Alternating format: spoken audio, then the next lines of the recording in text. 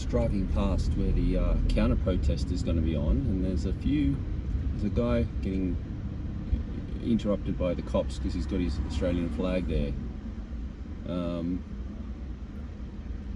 I was going to come to this one. I can see other ones from the leftist type groups that are there, and this guy's chatting. He's chatting to the cops. He's got his Aussie hat, Aussie flag. His missus is in the background, I'm assuming, with her flag. But I'd say what they're doing is they're coming out of Central Station, which is just across from here, to head to. Oh no, he just took his flag off him, or his sign, and then you got all the socialists are all lined up there as well, waiting for their customers. Yeah, so I think it's just it's for them to walk up to Hyde Park. They pretty much have to go past there if they get off at Central. So yeah, I think that's what's going on. Oh, freaking! I have left myself not a lot of time. There are police reported ahead. There's police broken everywhere. I haven't left myself enough time to get there where I've come from, so I'm running a little late now. Be there hopefully just on the dot. But the cops are blocking off roads left, right, and centre. I'm not sure where the we can't go up. Can I? Yeah, you can go up Goldman Street. Lane change. Yeah. We shall see. We shall see momentarily. But yeah, it's kind of blocked off. There wasn't a big crowd at that. It's what is it? I can't tell the time because it's on the camera. But yeah, it's probably it's probably about 11:45. So they haven't got a massive, and they're located up the top. Oh no, there's not many. Oh no, there's a lot. Sorry, there is a lot down the bottom. There's a lot of Aboriginal and Palestinian flags there at the bottom of Belmore Park. Bloody cabs. So I'm gonna, There's roadworks ahead. Yeah, tell me about it. There's So what we'll do is we'll get to the we'll get up here. Shit, is it block 2? There's roadworks. There's cops. There's road blockages. I've already been detoured around Belmore Park. It was a stupid way to come. We'll get there. We shall get there. So we're just coming along Elizabeth Street now, and this is the march. The cops are on the corners here. They got barricades, or those, I'm not sure if it's for the roadworks or for the bloody march, and Hyde Park is coming up the southern end of Hyde Park, which is not the right end where they're going to be. So we'll see. We'll get up there and we'll have a look and see what goes on. All right, so it's 12:07. We're about 7 minutes late. 10 past by the time we get there, so hopefully it hasn't kicked off early or on time.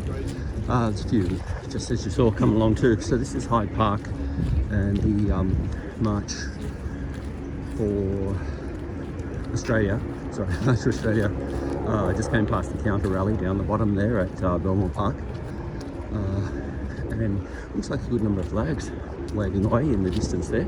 Not giant, not like tens of thousands of people, but let's have a look when we get closer. You can tell roughly.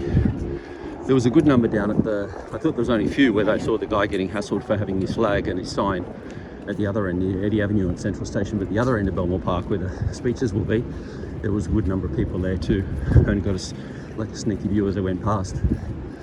I'd like to go to both, but unfortunately they're both at the same time, so I choose this one. Last time I went to their one, so it seems to be a much more coordinated group effort this time down there, because last time it was held by the trans group right in protest and sort of rock against racism, another small group, and another 2 little small groups. But this time, I'm going to make sure I don't bounce as much as I can. But this time there is the Palestinian Action Group got behind it and will be plugging it at all their various events of late. So yeah, it's going to. We don't know if there's going to be a stage or if there's what's going to be happening, to be honest. But it's certainly probably not as big as the last one, and I don't think it got the coverage this time that the last one got because of the NSN, the National Socialist Network guys were there. So that makes it more of a I don't know. It just got a lot more coverage on the mainstream media, whereas I think it's really been shut down this time. It's got a good, nice and windy. Flags are all flying. Let's see if there's any signs or anything. Make elbow go away. big stage. Maybe there's a stage over here. It's mostly just people gather around the fountain at this stage. Primarily, yeah, predominantly Aussies. Hey man, how you going? And yeah, but yeah, there's a few familiar faces around from things over the years, starting back in the days of the freedom protests back here and all around town where they had them. And they did make a request not to bring any foreign nation flags, just Australian flags. Jared Rennick, people first party people, getting some people to sign up, I'm assuming. Yeah, there's a good number. Yeah, hard to say, 1,000 plus maybe.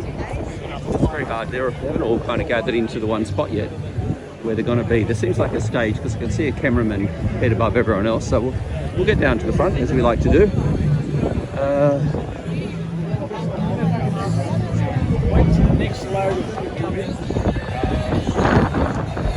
Someone's got a Dumb and Dumber picture with Albo and Penny Wong. So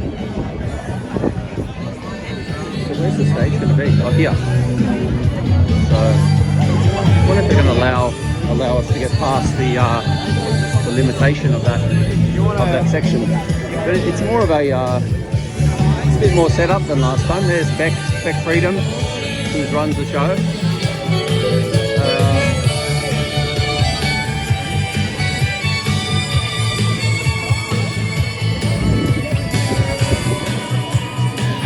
Try and get a front rowish kind of seat. There we go. There's a bike dump here. I might be able to slot in there.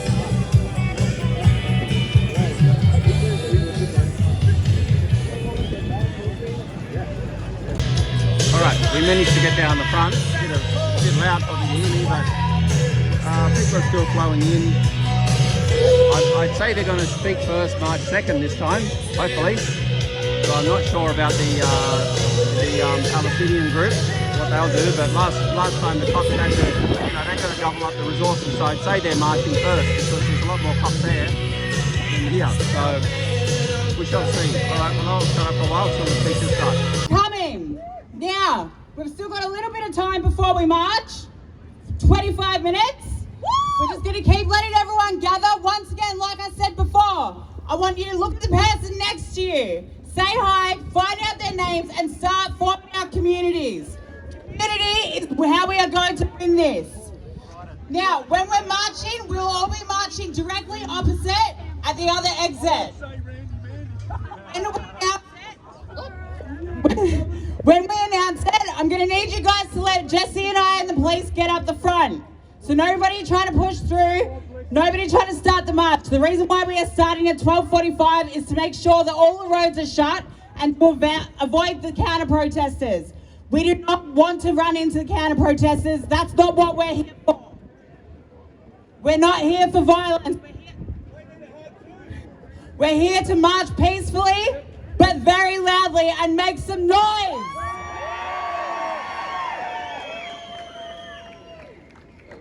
Hold on, sorry guys. How much noise? How much noise? As loud as you can get.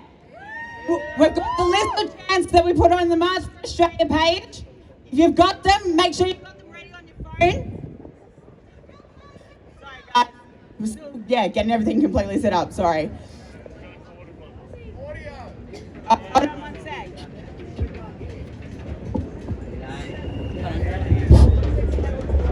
Testing.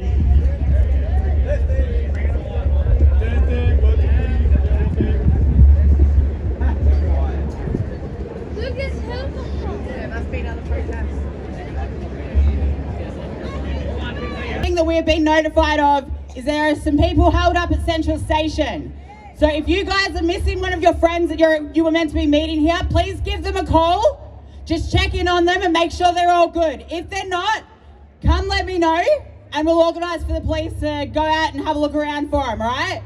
Now, once again, if we do come in contact with counter-protesters, I understand the need to yell back, to scream back, to fight back.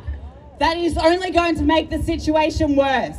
What we'll do, if we run into counter-protesters, listen out and you'll hear us start a chant. Just keep chanting with us. It will annoy them that we're not paying any attention to them and will avoid any trouble starting. Aussie, Aussie, Aussie! Oi, oi, oi! Oi, oi, oi! Aussie! Oi! Aussie! Aussie, Aussie, Aussie! Alright, we're going to put the music back on for now. Keep chatting to the people next year, and in about 20 minutes we'll make an announcement for the crowd to start gathering at the other end. Thanks, guys! Yeah, there's John Ruddock here. He's going to speak, I would assume, as he did last time.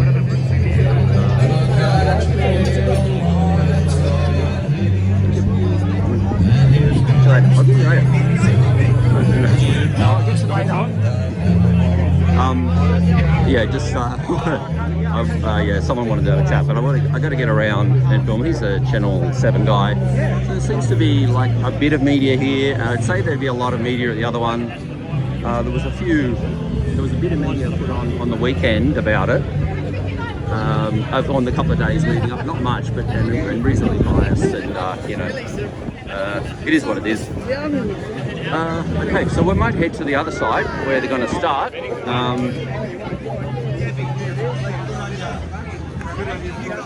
Seems to be. I should learn the names of people. You know, a lot of politicians. I have no idea their names. Well, lady's got a little Aboriginal flag on top of her Australian flag. There's not too many. You got the red ensign as well. There's not many of them either. And then the Eureka. Oh, hello. I'll tell you. And there's the Eureka as well. Oh, it's hard to get through without a few hellos, but I want to keep moving. Otherwise, I get stuck talking for 20 minutes, and then I can't film. Yeah. So it's kind of difficult to say the numbers as I keep repeating, but there's a fair few. There's a good number. This we're coming back. So this will be, the people where I just came from, we're going to be at the back. This is my flag. I will defend it and its people with extreme prejudice on his t-shirt. There's a guy who got his fox and kangaroo flag and a little mini Aussie flag.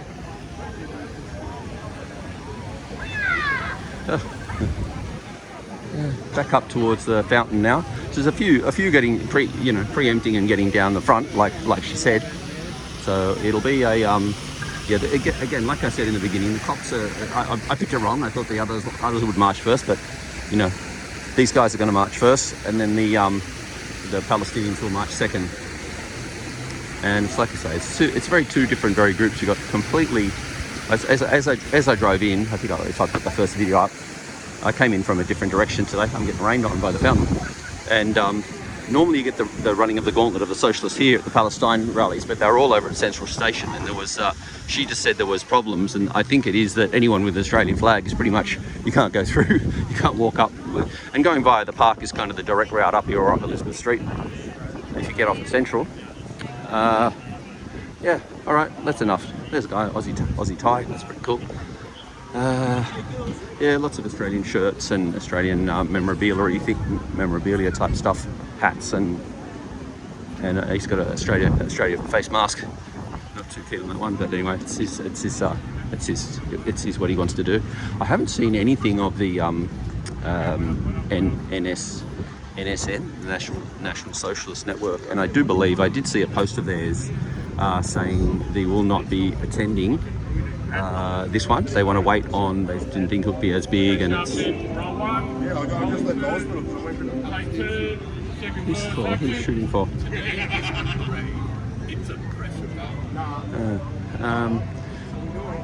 Get a little bit of Australian music. All right, let's get down the front here, and we'll plan ourselves here so we're ready to go. There's an oldie bus. That's the type of bus I used to catch to school back in the day. Don't see them around very often. I guess it's a special, it's like a touristy thing now, or I don't know what it is. They hire it. A coffee. I get a bloody coffee.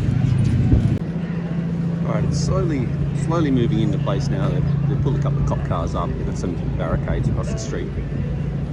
So I'd say to get rid of these last few cars and taxi, that would be the end of it, I'd say. Or a few more anyway. Or maybe they just, I don't know what's going on. But everyone's seeming to gather down here now. The truck, cops telling the truck driver to bugger off.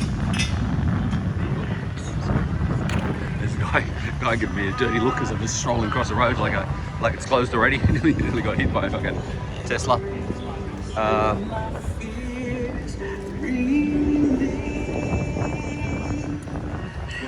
So you've got the cops on either side who will be, marching them along there and there. A few people get the few photos as they go past Ollie's jersey.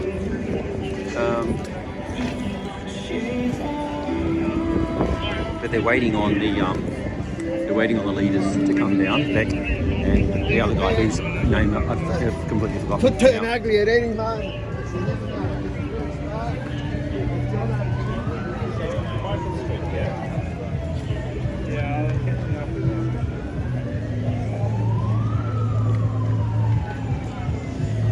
The guy is saying it might turn ugly, but I doubt it. What's this guy? He's normally at the Palestinian rally, so there's a few that are usually at the Palestinian rallies that are here today, who you wouldn't normally see at anything that's not a left-leaning protest. How you going, bro? Stay safe out there. Yeah, cheers, mate. For him to say stay safe, it's like, there's no issues not here. Anyway, in my experience, how you going, mate? I didn't. No. We're very busy. I was doing it in the middle of a monologue. How you going? How you going? Okay. Golf course. No. All right. So they're off and racing. Well, they're semi-off, and then stopped again. All right, guys, there's a few ways to close up the road. The safety reasons, obviously. So we're waiting here for about 5 minutes. We'll listen to some music, and then we will start marching. All right, get ready, guys. So we can get a shot from the top here. Crowd size.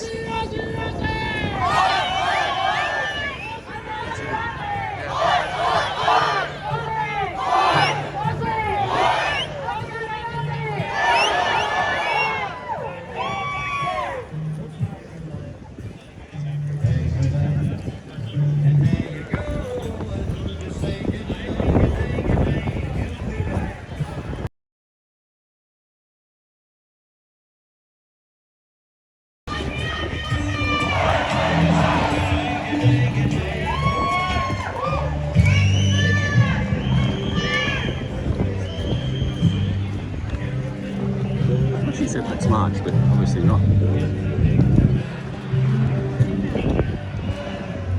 So it's a bit of waiting game. Cops, she was saying before they got organised with cops to make sure there's a blower now.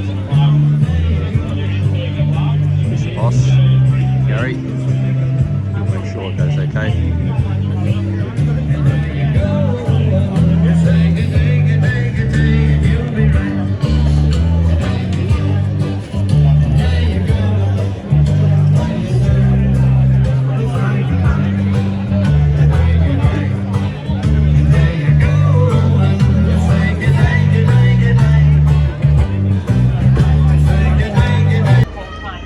On the radio, on the chat, and there's some people yelling out, let's get it moving. But As long as we're clear, we're just going to have to make it work.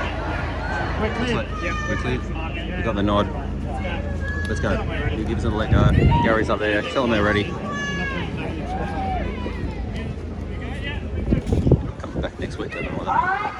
All right. So if you have the signal, and they're off.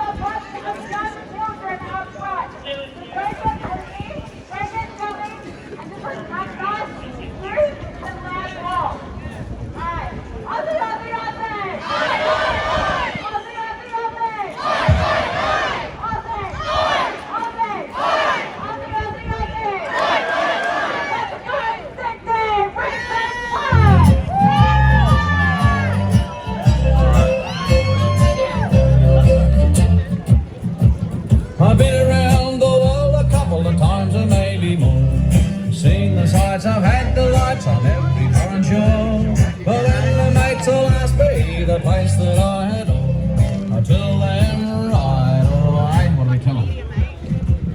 Give me a home,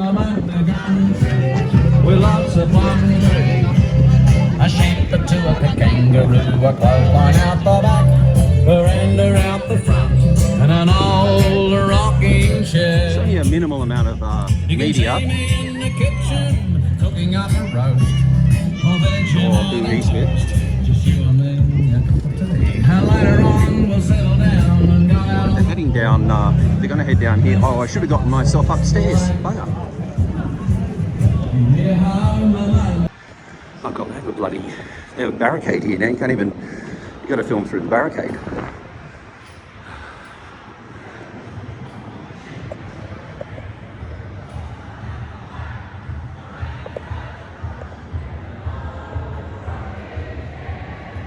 Sorry, mate, I'm allowed to film on you.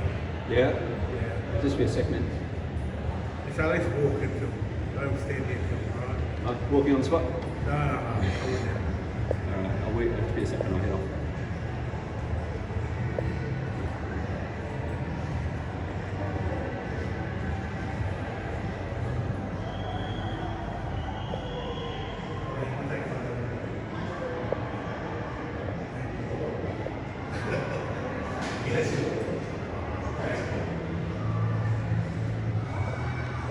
Alright.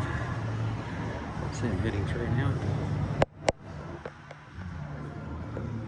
Alright, I'm going. Alright, thanks brother. Alright, push my luck with the boys there. They would be, they can't do it like a toothless tiger, they can't do anything. Alright, let's get back to the front. Alright, back out onto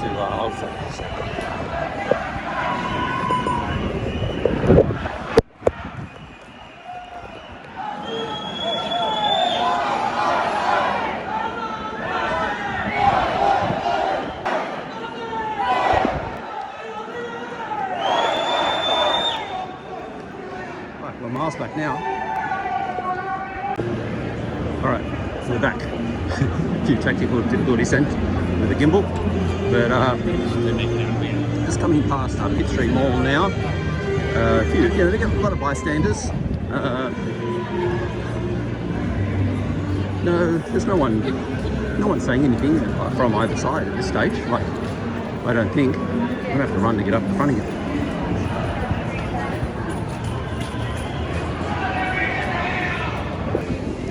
They're setting a cracking pace, so they've stopped here for a minute.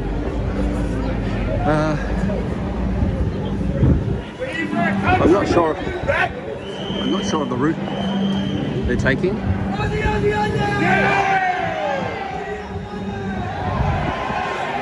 Thanks. A quick Durry stop, but the cops seem to be happy there too. But it gives you a good look down the. Alright, we're taking this nice, relaxing, but very loud march.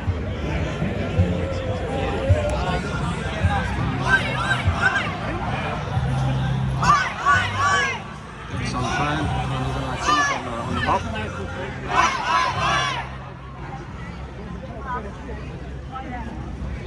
Oh, they're going to turn here. So they're coming around the back of the QBB. Spot here.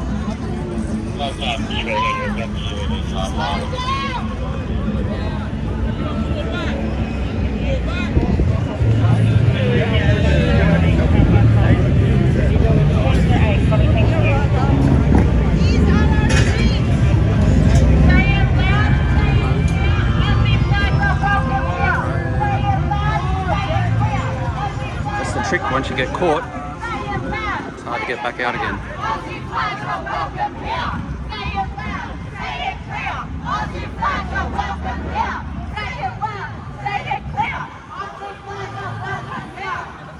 I'm not sure who they are as media. They don't have anything indicating.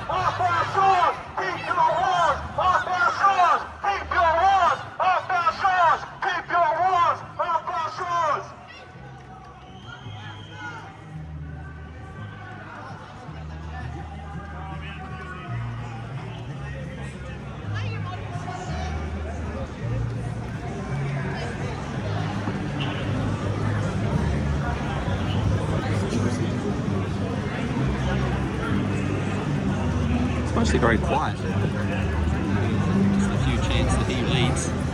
Otherwise it's quite quiet. And there's a few people with a little bit of music of their own. So yeah, that lady's got a little boombox thing.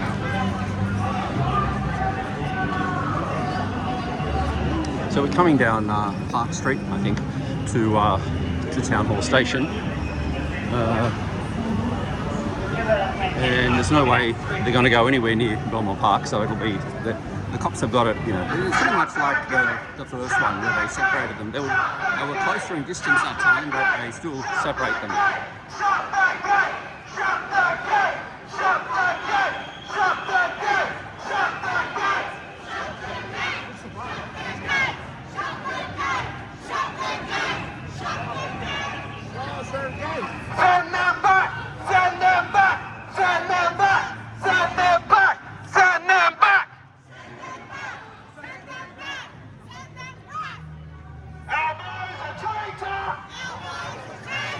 Elbows a traitor! Elbows a traitor! Elbows a traitor! Elbows a traitor! Elbows a traitor! Elbows a traitor! Alrighty, this is one of my favourite vantage points from inside the Big W, because it's on the corner of George Street and Baptist Street. So we get to the window over here. That's the Hot Wheels and the odds and sods that only Big W would sell. And you get a good view. Oh, perfectly timed. Not really that close.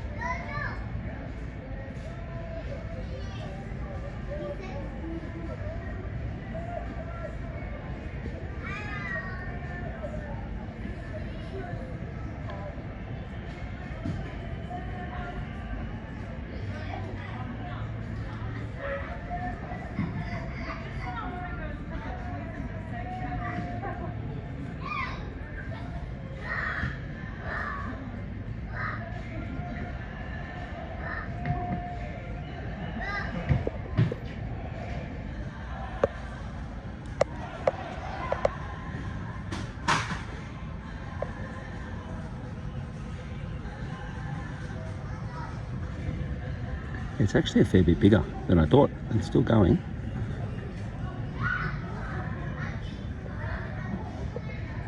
So this will pretty much be the only footage, I think, of the size of the crowd as such like this, maybe, unless someone else got it from some other vantage point. But, you know, if you're keen, you could do a crowd count, if you're that keen. They're well spaced out. Just a combo of Aussie flags, the red end signs, mostly, and the boxing kangaroo is in the distance there, but primarily just your standard red, blue and white Aussie flag. Oh, and the Eureka is down there as well.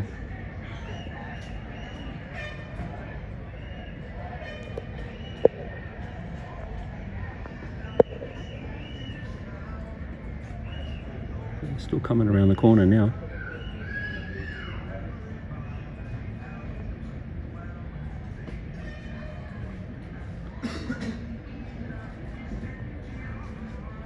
There's the guy in the foreground here who's at everything with the umbrella.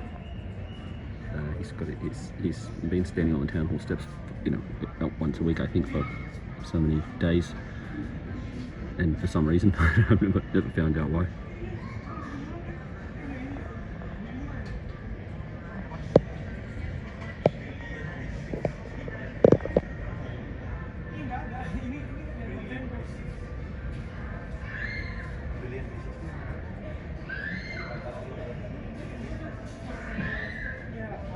This is got a sign that says lower the cost of beers.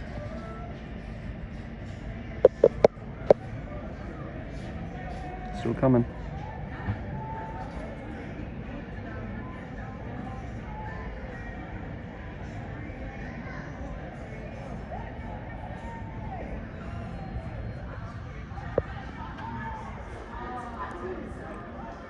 I don't think they'll be back in the park by the time the other ones leave, but it's a long snaking protest at this stage. There's quite a few. Like, I'd say it's now definitely more than what was down at Belmore Park, but we'll have to find out later in the day when estimates are given.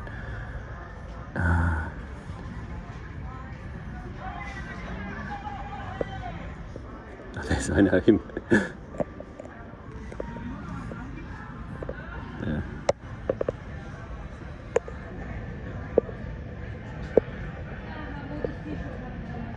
Still coming.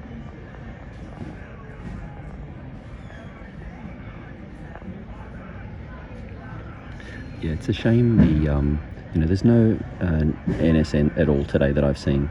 None. You know, last time there was, and that's what this Josh Lees from the Palestine Action Group.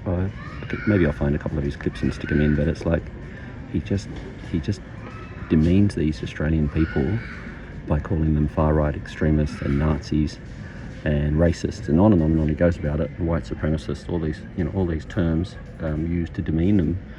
And then, you know, they're having a counter protest today, even though he won his court case during the week for the right to protest. But they're not going to let these guys protest. They just name call them all and then counter protest them. It's like, you would have thought, you know, they would just let them have their way. And it's pretty much the mums and dads of all the kids that are down at that one are probably here at this one. So, you know, it's kind of strange days indeed.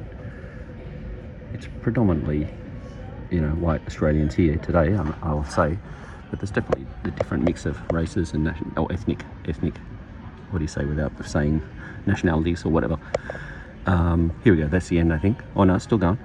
And there's no trouble, there's no dramas. And then the other guy from the other rallies goes to me, oh, you stay safe, you know. It's like, oh, this is, you know, it's a dangerous territory here with these people. And it's always the opposite way, because here comes the police horses, so when horses come, that's the end of it. So we might just, yeah, we'll push back up through the crowd, on the way back, because they're probably in the park by now, because I've stayed here so long. All right, we'll can that from here. And yeah, probably got more to say about it, but you know, that's how it is. All right, we're back outside of Big W again, and we're at the very end of it now, because here's police horses, as I said. That's the indication of the end of the day. A few people getting selfies with cop horses. So yeah, it goes all the way along, pretty much all the way along now to back into the park. So they've got it's a pretty crappy small rally march compared to what, you know, what others are given. But anyway, if not free running.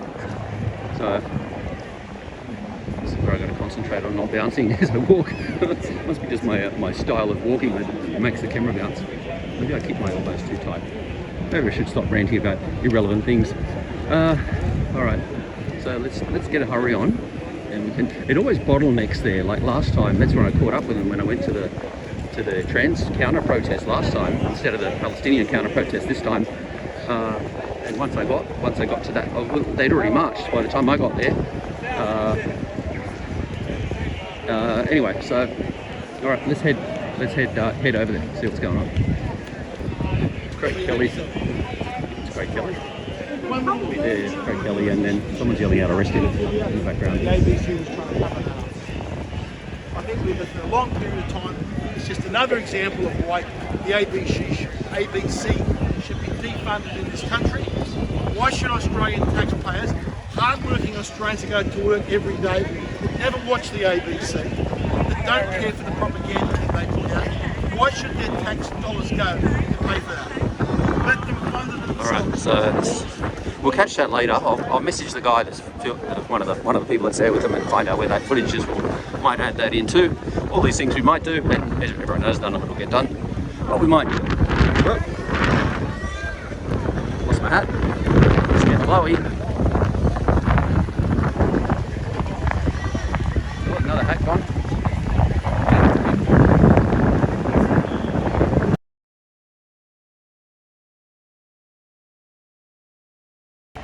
Alright, we're coming up to the infamous bottleneck here, with everyone being forced off the 6 lanes of road into a single path.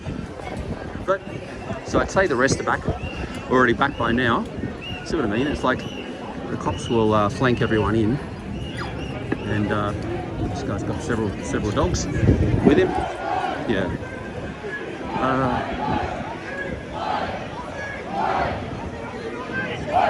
Playing our Aussie chants. There's a guy with the cross as well.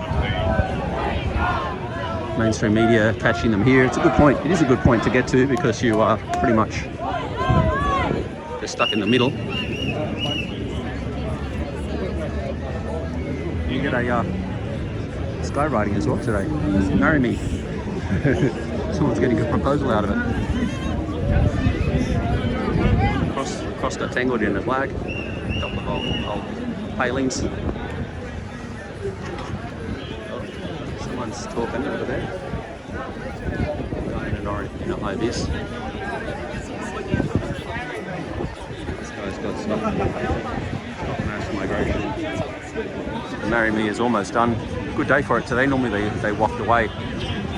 But it just creates more shit in the skies, to be honest. I'm not keen on them.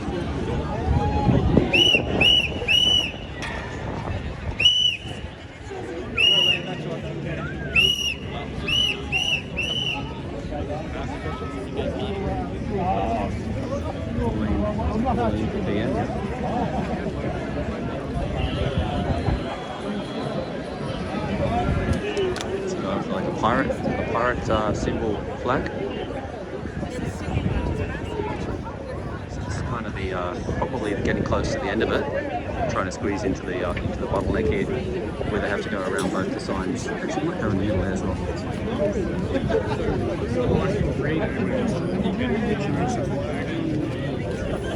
Other media here too.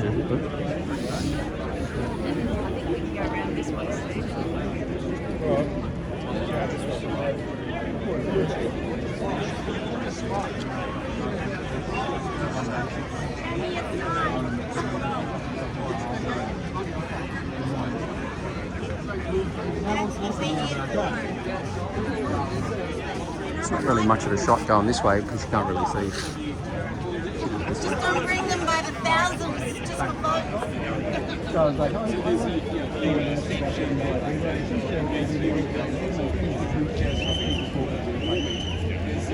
Yeah, a lot of familiar faces here from the Freedom days. It's funny how the Freedom community easily cross over to this, whereas again, talking of the Palestinians, Josh Lees, who runs that, is famous for his lockdown to zero. Like, he mocked and ridiculed the Freedom rallies, and he would have had everyone locked down in their houses until there was zero community transmission. That's what they wanted, lockdown to zero. But yeah, they didn't get their way. Only 105 days.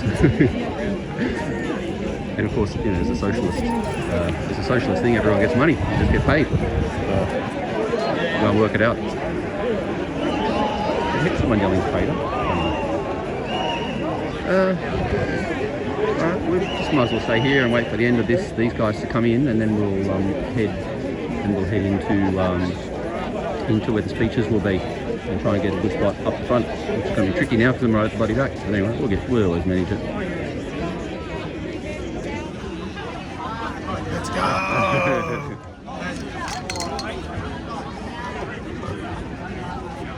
A few exuberant types, which is good to see. at all the protests. I think that's, again, there's the police horses, so I think we can call it pretty much call it a day. We don't want to really film Craig again, but we can if we see him. He had a massive flag, so, well, here he is, you can see him right there. He'd probably be up for a chat if you want, if I wanted to go and do it, but it's not my style. Martin's here as well. There's Craig. What's in it? Stage. He's going to have a stand and a wave. Oh, get caught up to the cross.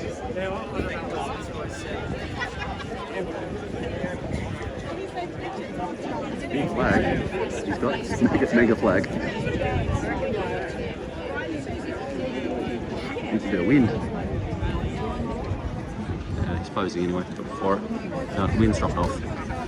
Alright, so the police horses go back down now. I would have thought they'd go down to the Palestinian rally, which is at Belmore Park, which is down the end of that street. Not to be. Alright, so that's it. That's pretty much it. Okay, someone's asking Craig for a wave. That's pretty much it. Now there's cops. The cops will now disperse down to the other rally where they would have finished their speeches by now. And I always have on the belief, if anyone's listened to me ranting before, I've always been of the belief that you march second. So you do your speeches first. You got a captive audience. A lot of people just come for the marches, especially I've noticed with their, the socialist groups, the Students of Palestine, etc. They don't really. Oh, vaccines are silent killer. Vaccines cause asthma, autism, myocarditis, heart disease. And then this guy's got his outfit on. And this Chinese kind of guy's interviewing him. So yeah. So that's it. The cops have cordoned it off now. Oh, he's the guy that had he's the one that had the trouble down at Central Station.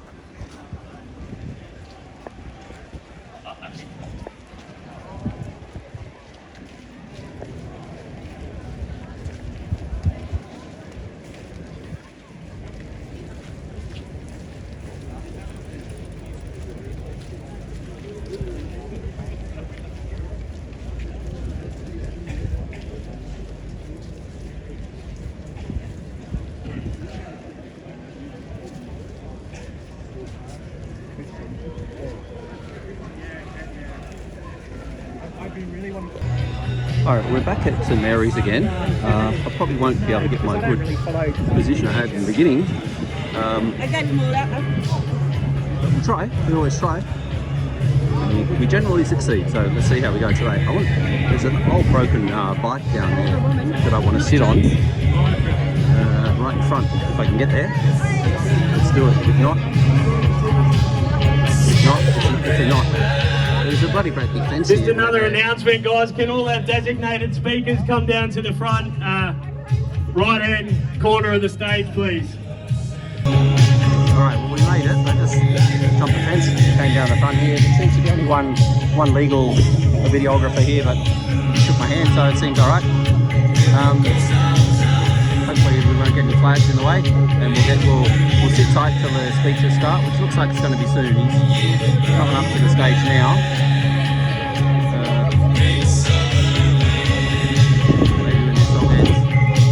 And there's speakers all over there. I saw Craig Kelly, I saw Chris Stewart, John Ruddock is there behind the flags in the way. There's John Ruddock's there, Chris Stewart, I can't remember his first name. He used to be the mayor of St Mary's. And maybe Craig, or maybe I didn't see Craig earlier, but yeah, they've got a few speeches. Oh, and that Celeste, the machine, I can't remember her name either. so it was, Becca's down, oh yeah, Beck's down the end there talking to Craig. So it looks like it'll kick off soon. Alright, let's pause for a while.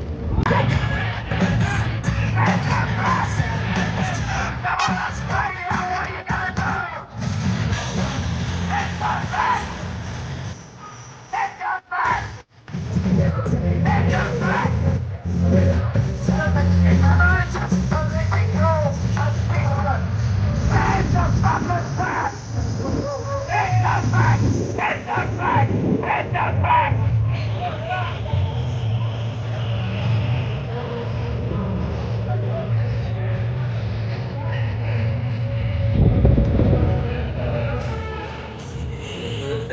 believe it's now there are John Money, Frank Kelly, Spoof, and Lee, and I guess it's his ex, and Jesse's now here, but someone played it.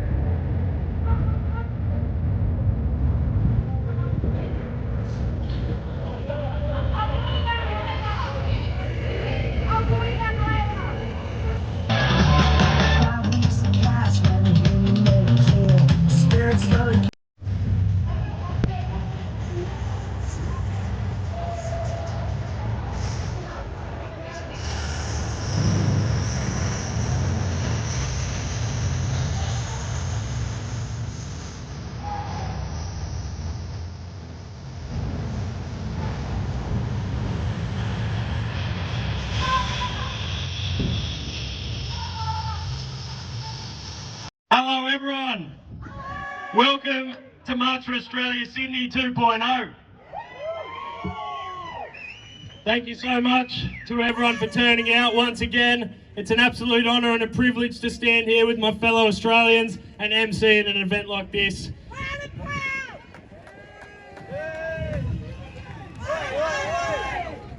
I know we had a weak sound system last time, so we went all out for this one, which I would love to thank our sound guys, Atomic Audio, for generously supporting March for Australia. Can everyone hear me all right? At the back, are we good? Welcome to Hyde Park, which has been occupied every Sunday for the last 2 years by foreign protesters. It feels good to return this historically rich and beautiful park to the patriotic people of this nation.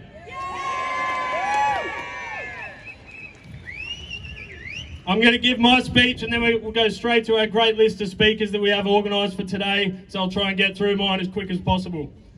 Australia was and still could be the greatest country in the world. The way the traitors in our government and the elites have sold our people out and flooded us with an infinite, unrelenting flow of immigration for the purpose of their financial and economic gain is a betrayal of our people, the likes of which we have never seen before in our history.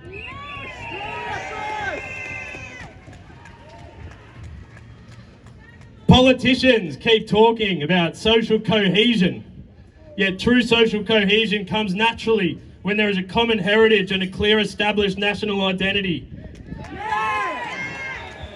You can't cram suburbs full of enclaves of hostile foreigners with ideologies and religions that are fundamentally against the founding culture of this nation and expect social cohesion. It doesn't work that way.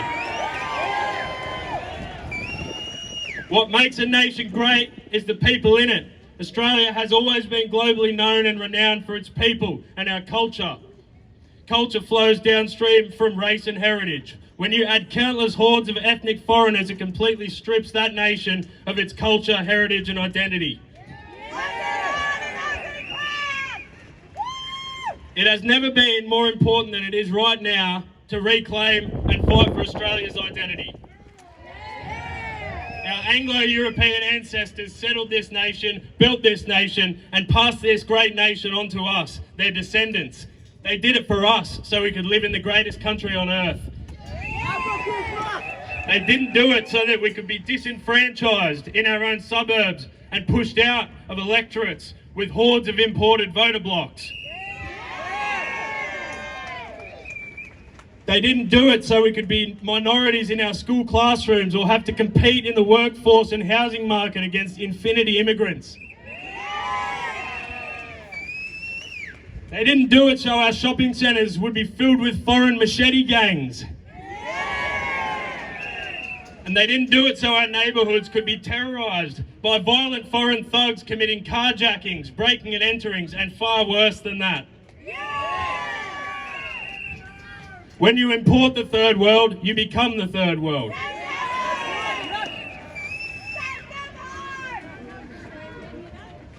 They try to tell us that diversity is our strength, but we have only seen all the problems that come with mass immigration. We have seen a housing crisis, mass homelessness, increased violent crime, economic stress for Australians, foreign unrest in the streets, religious enclaves destroying the aesthetics of our suburbs. We have completely unrecognisable streets. The government's response to this seems to be increased censorship and hate speech laws for anyone who dares to speak out against it.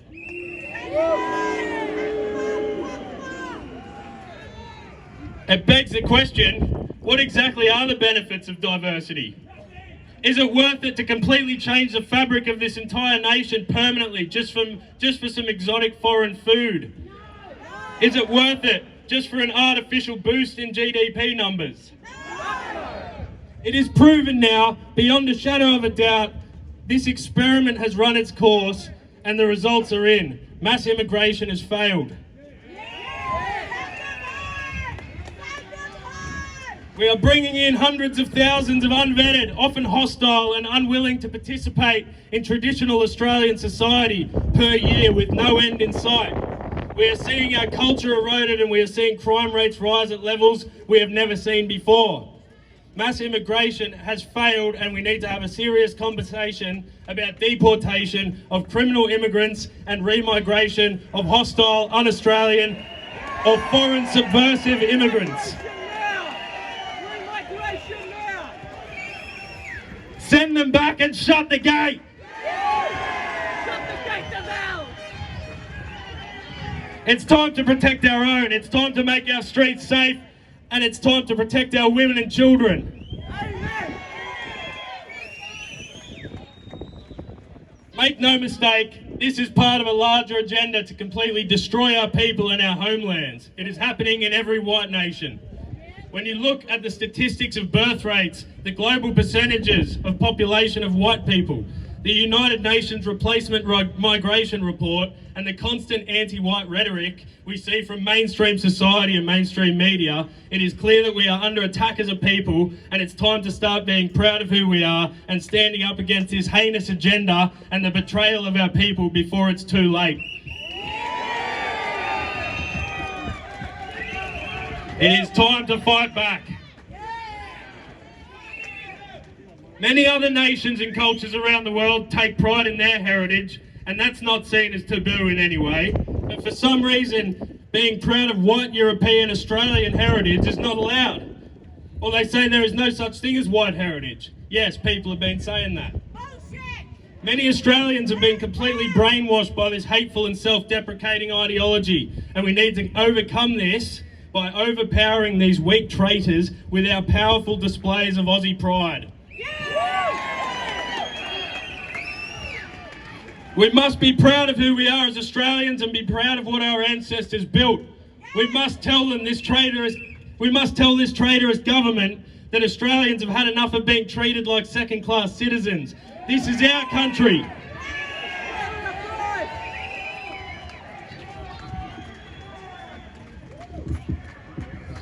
We must fight this noble cause. It is our duty as a people to stand up and fight for this great nation and return it to its former glory. The purpose of March for Australia is not only to normalise the conversation about mass immigration, but also to normalise being proud of our Australian heritage once again. It's about flying our flags and advocating for our people again. For too long we have been browbeaten, labelled toxic racists. From a young age we are brainwashed into thinking our history is evil, and it's time we put this agenda to an end once and for all. We owe it to our children, our grandchildren, and all the future generations of this country so we can give them what our ancestors gave to us, the greatest country in the world.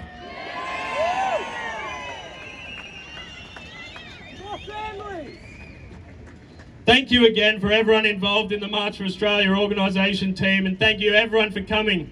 I know this whole movement has been shrouded in controversy and the mainstream media has been unrelentingly attacking us and hitting us with their ridiculous narratives.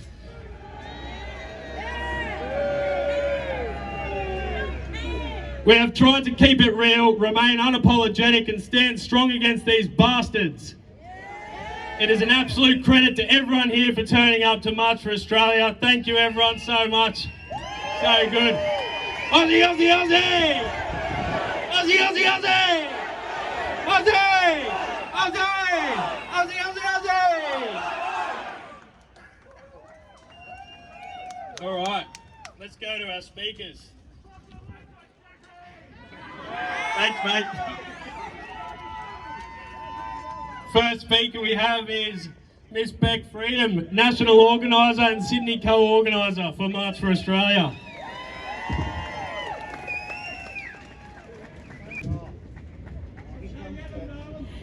Hey guys, I do have a speech this time. Last time I didn't, but this time I do. But before I start that speech, I want to give a special thank you to the awesome Australian kids that marched proudly holding our banner today. You guys are our future and we are doing this for you. I want to thank everyone for showing up today. I also want to thank all my amazing organisers, team members and promoters right across Australia. You've all worked your little butts off and you're all amazing. Obviously the smear of fear campaigns didn't stop or scare you guys away. How very patriotic of you! After August 31st, a lot of people walked away feeling like the day was amazing. They were full of adrenaline, full of pride and couldn't wait to go again. The media knew this though. The government knew this. So they had to try and diminish those feelings and squash that pride. But they only showed violence in the news, called all the males toxic. They focused purely on the NSN, called us all racist and minimised the numbers that showed up. They ignored the thousands of flags being flown proudly, or the unity of us all coming together. They didn't show us all singing the national anthem or the proud little Aussie kids waving their flags.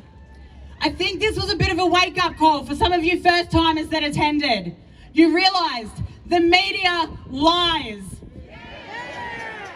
They twist and they manipulate it into a narrative that suits their agenda. To those of you that went to the first and came here again today despite the media campaigns, you're all patriotic legends. Congratulations! But remember this, we do not hate the media enough. Send them to jail. Like Country said.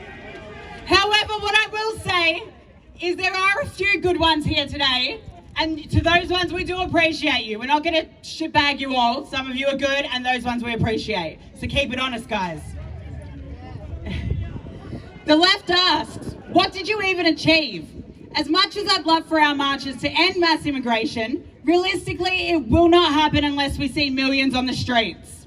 My main goal with March for Australia was to reignite that good old Australian pride that we've been shamed out of feeling these past few decades.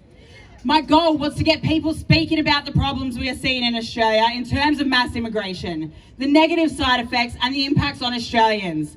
I wanted to hear people discussing how important it is for us to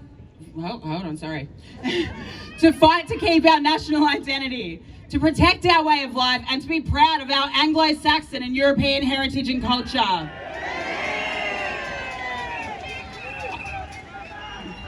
I wanted these discussions to become normal and socially acceptable because for so long we've been told it's racist to speak on any of this.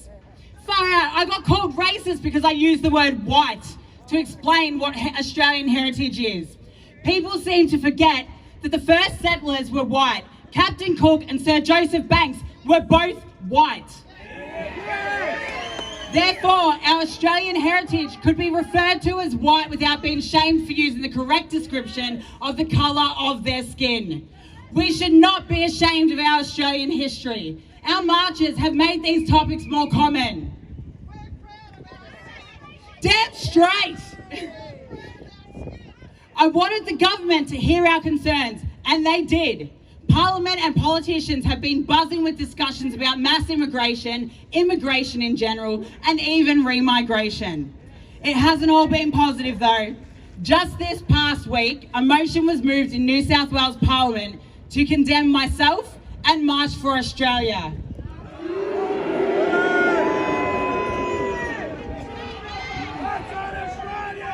Which John Ruddick spoke on in defence of both me, our organisers and all of you who marched on August 31st. So thank you, John Ruddick, for your support. You're an absolute legend.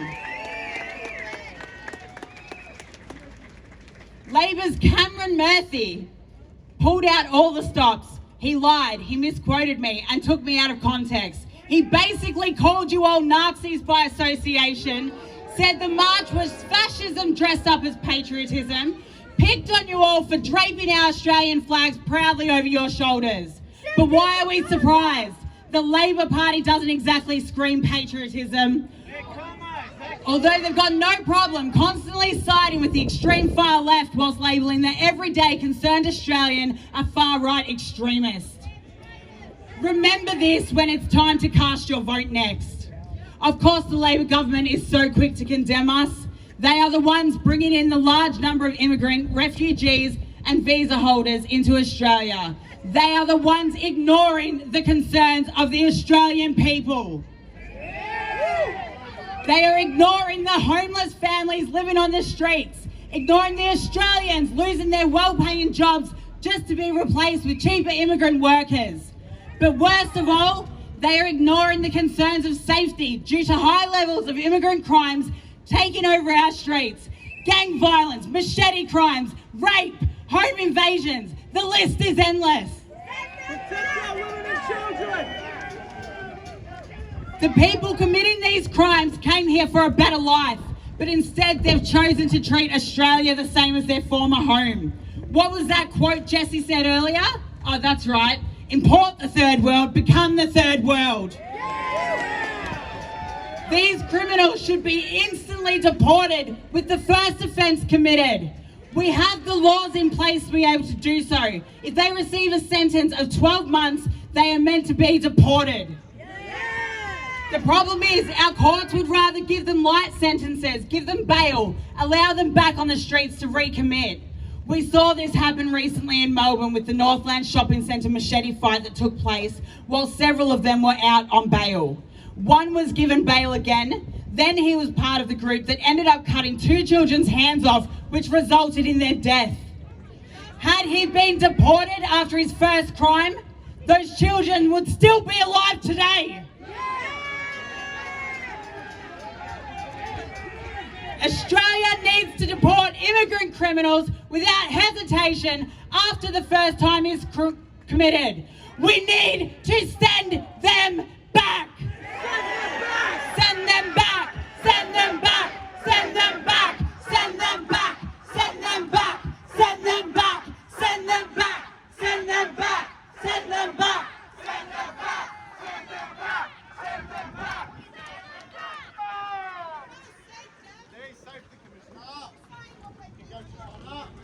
I want my children to grow up in a world that they feel safe. I want my daughter to be able to walk around a shopping centre without feeling scared. I want my son to grow up in a world that he doesn't feel shamed or called toxic for showing pride in his country. I want my baby boy to grow up and not feel like a stranger in Australia. I want him to grow up to be patriotic and learn about the sometimes dark but also beautiful history of this country, that his ancestors put their blood, sweat and tears to make it what it is today. I want our government to listen to the Australian people and actually hear the words we speak. I want them to end mass immigration, protect our heritage, our culture and our way of life. Thank you to everyone for coming. I love you all. Never back down. Never stop fighting for this beautiful country that we call home. Aussie, Aussie, Aussie! Aussie, Aussie, Aussie! Aussie! Aussie! Aussie, Aussie, Aussie! Love you all!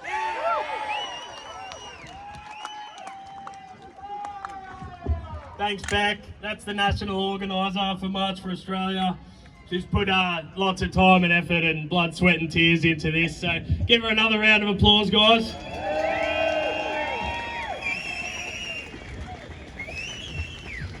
Next speaker we have is the Honourable John Ruddock, MLC, representing the Libertarian Party. Welcome to the stage, John. Well, look, it's really terrific to see that we're making the Australian flag great again. It's fantastic. And I would really like to thank Beck Freedom and Jessie for organising it. These things don't come from nowhere. I think she got to sleep at 5 o'clock this morning. They have thrown everything at her, including the kitchen sink this week, but she's shown that she's as tough as nails and she doesn't care. So most people, Beck, most people would have backed down by now, but you're standing tall and we're standing with you.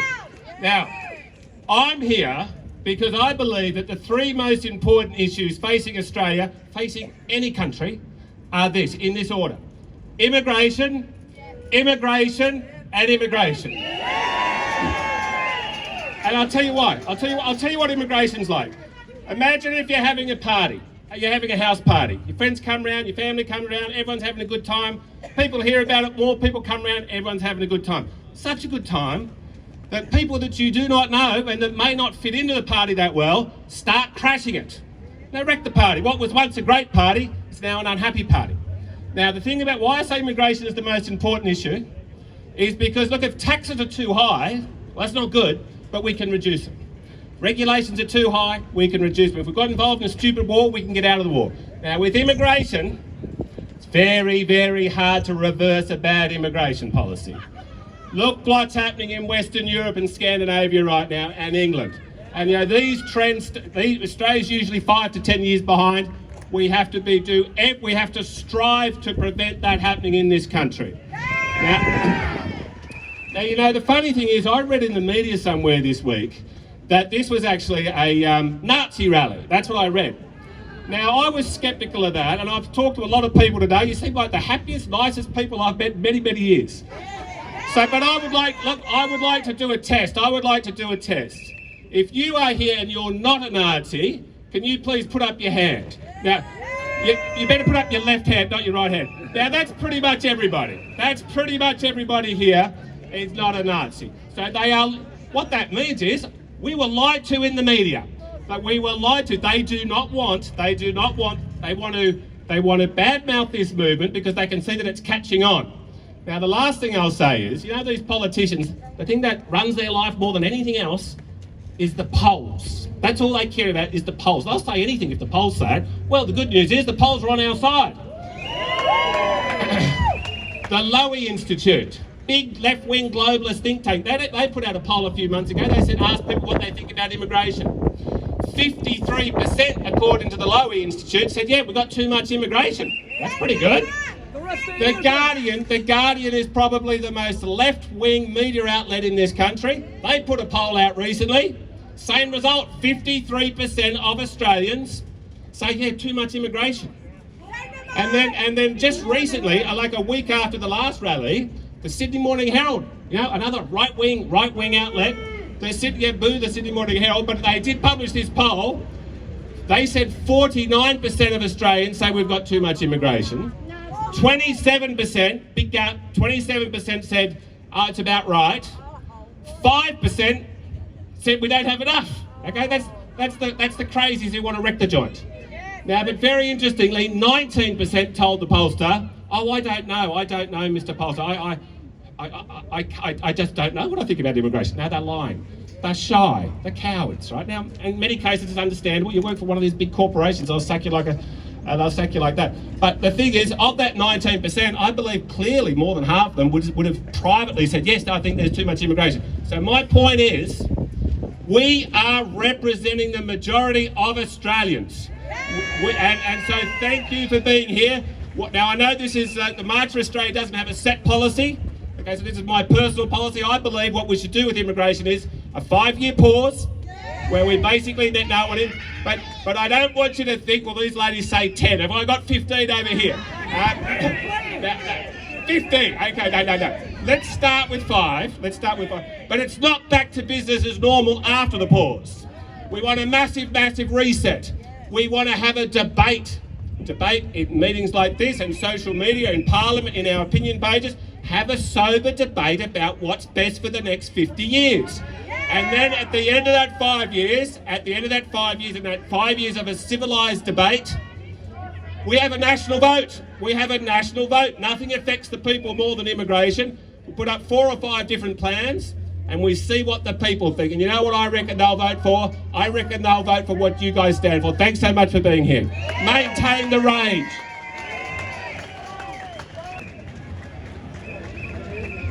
Thank you, John Ruddick. Good speech, mate. Send them back. Send them back. Send them back. Send them back.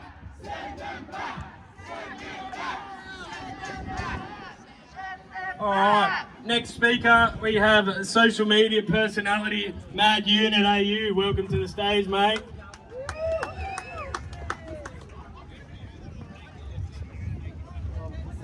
Hello, everyone. All right, so they keep saying there's a construction skills shortage, so they keep bringing in people who only do jobs that involve sitting down. They'll hand out university degrees like confetti so that they can join thousands of resumes in a pile and then do Uber to survive. We need less Uber drivers, more tradies. I'm a product of immigration. My grandparents left for a reason. They settled in the beautiful Sutherland Shire. They assimilated, they became patriotic. I became patriotic. Now people come for a better life and then hate us for it. People are welcome here, but the key word is mass. Look at Sydney. Nearly 20 years ago, I was a bouncer at some of Sydney's most legendary venues, and I've personally seen how vibrant it was. But now what was such a fun and vibrant place, as you can see, is acai and tobacconists at every corner. Am I right?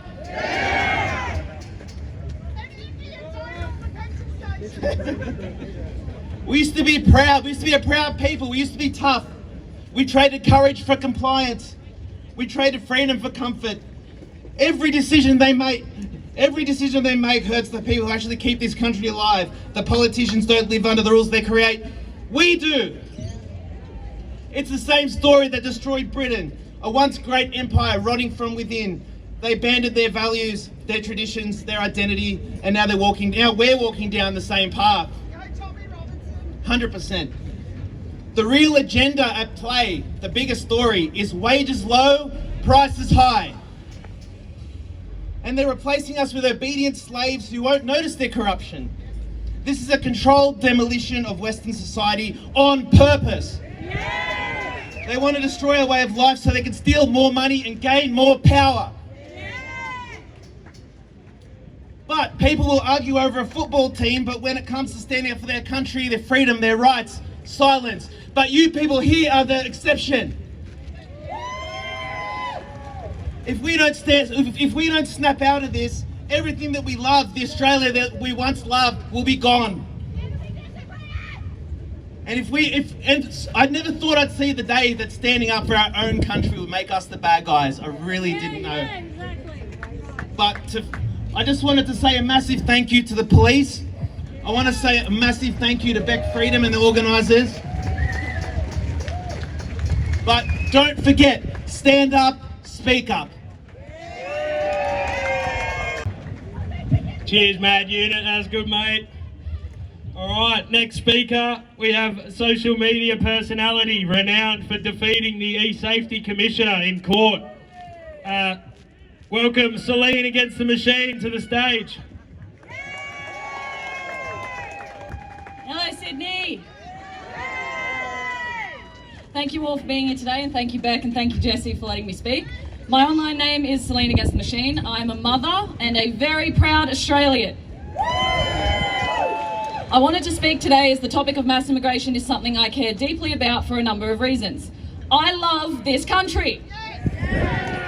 I love this country, but if I'm honest, I don't really love the people that are in charge. I've lived in Western Sydney my whole life, so I've seen firsthand what forced multiculturalism does to a community. It doesn't foster cohesion, it promotes division. The streets and shopping centres that I grew up in, I don't recognise anymore, and I am starting to feel like a stranger in my own country. Now, in case you couldn't tell, I'm a woman, a real one, an adult human female.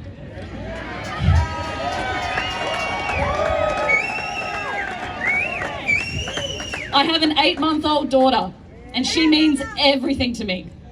While I'm sure I'll agree with what else is said today, because I am a woman, I'm going to talk about this through the specific lens of protecting women's safety. Women and girls always pay a price when it comes to mass immigration. When we import a large amount of people from countries whose ethics and values do not align with our own, Western women are isolated, degraded, and attacked. Look at the UK, Europe, the United States. All of the horrific attacks that we've seen on women and girls, they will happen here. Hell, they already have. Now, the progressive liberal nut jobs, the Abby Chatfields of the world, they couldn't give a shit about our daughters. All these so-called feminists who argue that men can be women will willingly turn a blind eye to the very real dangers that women and girls face because of their intersectional ideologies. Not only will they not talk about it, but they'll call you racist for even thinking about it. While they sit in their $1 million homes with their luxury beliefs, completely separated from what most Australians are seeing every day with their own eyes. Now, even though we have different ideologies, those women still deserve to be safe. When we import people from countries who have a backwards, barbaric view of women, Western women and girls are in danger. Now, when I say backwards and barbaric views of women, you know exactly what I mean.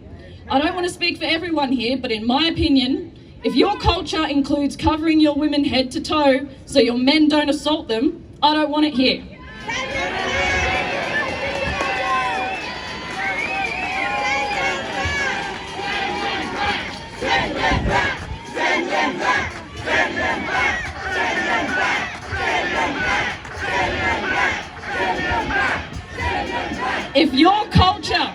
If your culture includes sex-selective abortions, killing children just because they're girls, I don't want it here. If your culture views Western women as dirty, as pieces of meat, I don't want it here. If your culture believes in honour killings when family members step out of line, I don't want it here. If your culture believes in sorting out your differences by stabbing each other with machetes, I don't want it here. We have a government that consistently boasts about how many women there are in Parliament, claiming to care about women's rights, women's voices, all this virtue signalling bullshit. They can't even define what a woman is. If you truly cared about protecting Australian women, you'd stop importing people from cultures that don't respect us. Now, if we can't get those dickheads in Canberra to listen to us and to put a stop to the influx of people that we're importing, then women and girls will be sacrificed at the altar of multiculturalism. Our children deserve to feel safe in their country. Our children deserve to be proud of their country. Our children deserve Australia. I'll end with this. Some cultures are better than others. There's a reason people want to move here. There's a reason that Western countries are being flooded with immigrants, and there's a reason that they don't want to go back home. That reason is our culture, our Anglo culture, our quality of life, our way of life, our beautiful country. Our country is worth fighting for, and as long as we continue to have the pride and the passion that I'm seeing here today, then at least they'll know that we won't go down without a fight.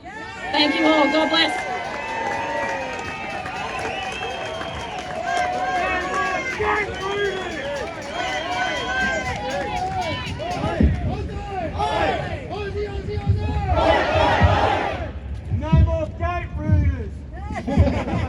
Thanks, Celine. That was a great speech. Great speech, Celine. For our next speaker, we got Mr. Craig Kelly. Welcome to the stage, Craig.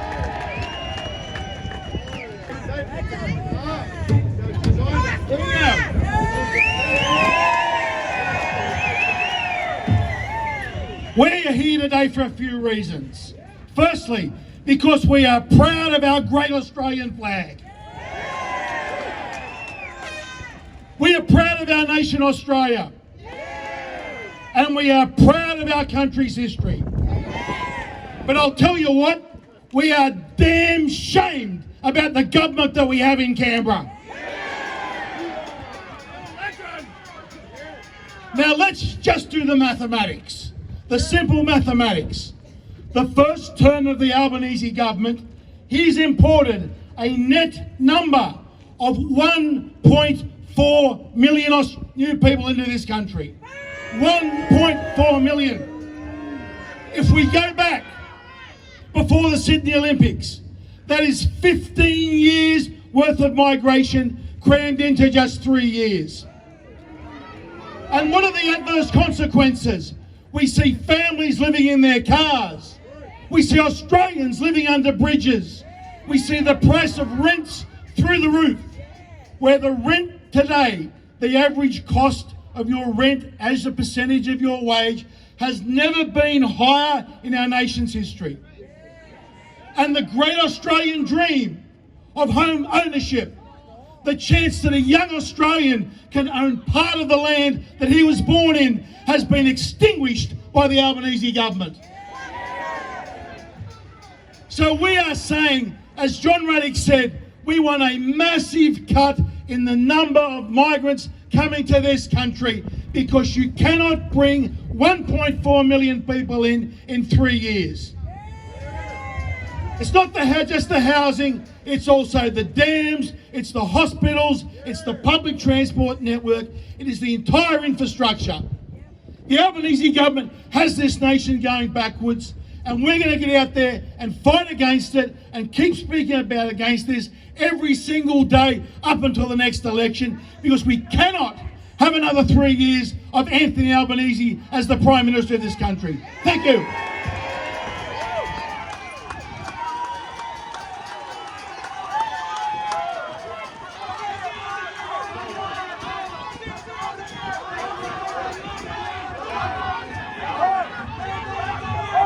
Albo's a wanker. Albo's a wanker. Albo's a traitor. Albo's a traitor. All right, thanks for that, Craig. Our next speaker is Steve Christou, the former Mayor and Libertarian Councillor for Cumberland. Welcome, Steve. Hello, Aussie Patriots. Give it up, Sydney. Before we start, I'd like to say a big thank you to Beck and her partner, Jess. Give them a round of applause. Nothing happens without their hard work. Now, just like everybody here today, I'm here because I love my country and I love my flag. But unfortunately, our country is being flushed down the toilet by Anthony Albanese, Penny Wong and the Australian Labor Party and the Greens. That's right, determined to flush our country's morals and our beliefs right down the dunny. But we're not going to let that happen. No. We are in a cost of living crisis where people are struggling to pay the mortgage, the rent, the bills, and put food on the table to feed their children. And what's our federal government's response? Let's let in 1.5 million Australians in the last 3 years, creating a housing crisis, creating a rental crisis. People cannot get into the housing market. People are sleeping in parks and in tents and in cars. And in a lot of cases, they're holding full-time jobs, all because of excess migration. We have a treacherous government sneaking in ISIS brides under the cover of darkness. Boom! Absolutely treacherous. Rather than letting them rot overseas in the camps and telling them you abandoned Australia and giving them the middle finger, because that's what they gave Australia when they walked out of here. Send them back! Send them back! Send them back! Send them back! Send them back! Send them back! Send them back! Rather than leaving these treacherous ISIS brides, they want to welcome them back with open arms, let them take our generous welfare system, give them priority housing. Boo, that's right. And it's happening, and they're jumping the queue from ordinary Australians that need assistance with housing and might need the welfare assistance, and we're saying no, we're not going to give it to our own people, we're going to give it to treacherous ISIS brides. That's right, maintain the rage, because we all need to be angry. They're letting in immigrants that won't assimilate to our culture, and again, they're committing acts of violence and taking up a welfare system. It is treason. It is. But I'll tell you this, there needs to be a mass immigration pause in this country. On a minimum of 5 years, on a minimum. Because our schools and our hospitals and our infrastructure cannot cope. Okay? That's right, people can't cope. No, we can't live. So, it warms my heart to see you all out here today, waving the Australian flag, loudly and proudly. So get all the flags up, give it a big cheer. And we will continue this fight against the Albanese Labor government and against the commos that hate our country. Okay, and before we go, let's sing it loud and proud. Aussie, Aussie, Aussie! Aussie, Aussie, Aussie! Aussie! Aussie! Aussie, Aussie, Aussie! Well done, Sydney. Well done, Australia. All right, next up we got the viral Vegemite guy from TikTok, Alan Ross. Welcome to the stage, bro.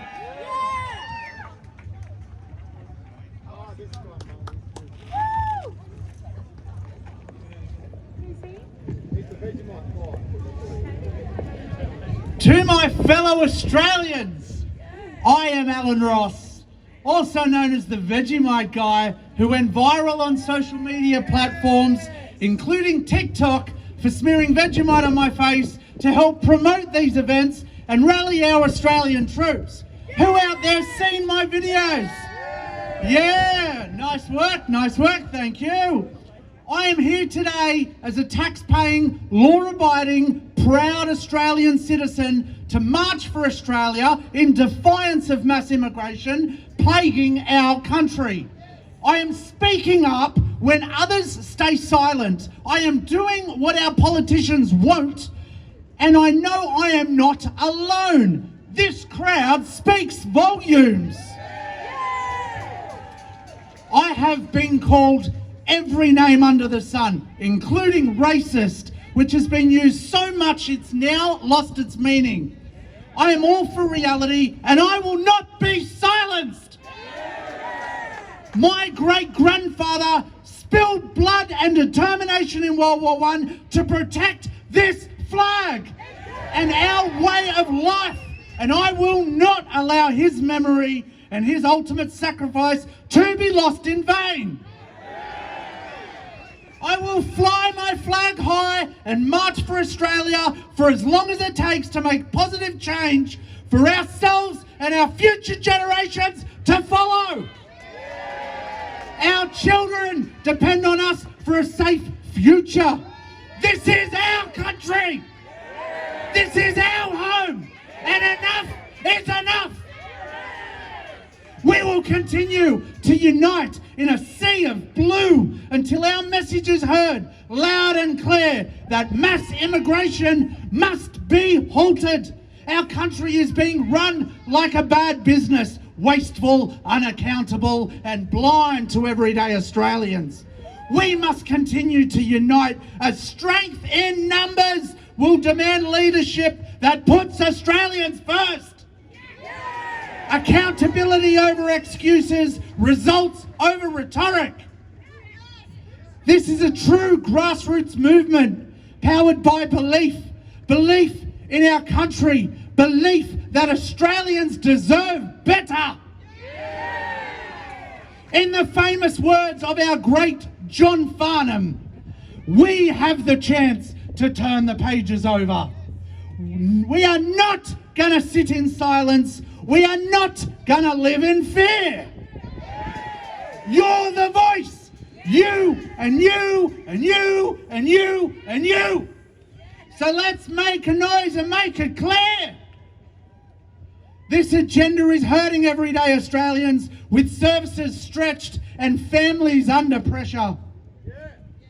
August 31st was a celebration of who we are as a people and how we can unite under one banner, one unbreakable force, sending a message so loud it couldn't be ignored.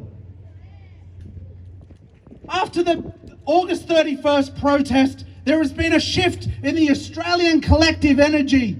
Even our current political landscape is changing after people leaned into their courage to make a stand.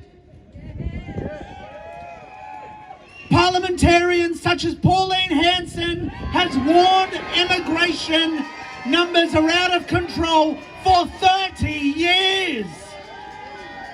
An elected official who has always had the guts to say what you're thinking. She has put this debate front and centre in Canberra, so remember that the next time you're at the polling booth and vote One Nation for our best chance of getting our country back on track. Mass immigration is the movement of a large number of people from one geographical area to another, usually influenced by government policies. Between 1945 and 2024, Australia welcomed 7.5 million migrants on an average of 93,750 per year. It has been projected by the end of the Albanese regime, an additional 2.5 million migrants will have been added to the Australian population. That is a sudden and significant influx from different countries, not reflective of being sustainable to our economic and social infrastructure, such as houses, roads, hospitals, and schools. This current attitude is diluting everything we hold sacred. Arthur Caldwell, leader of the Australian Labor Party in 1967, had said, if Australians are ever foolish enough to open their gates to people other than Europeans, they will soon find themselves fighting desperately to stop the nation from being flooded by hordes of non-integratables.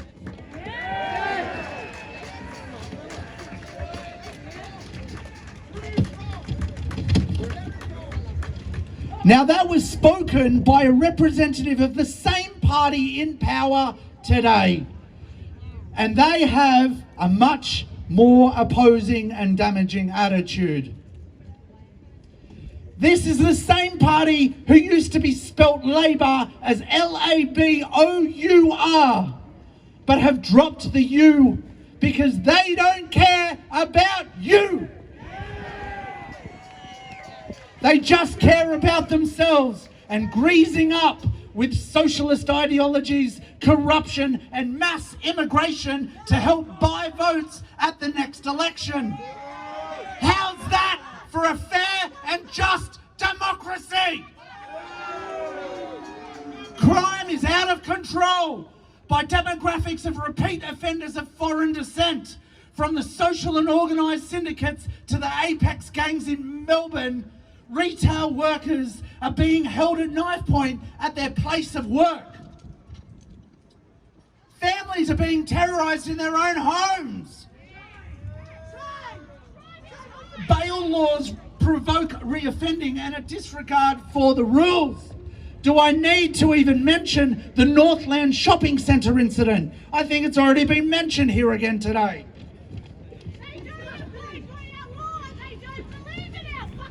Exactly. ISIS brides are being smuggled in under the cover of darkness, and politicians are not giving clear answers in Parliament when they're questioned. This goes to show the government does not care, nor does it fully understand how to keep Australians safe. If you import the third world, you'll get third world problems and conflicts in return. Our Australian identity is changing and will be lost forever if this continues.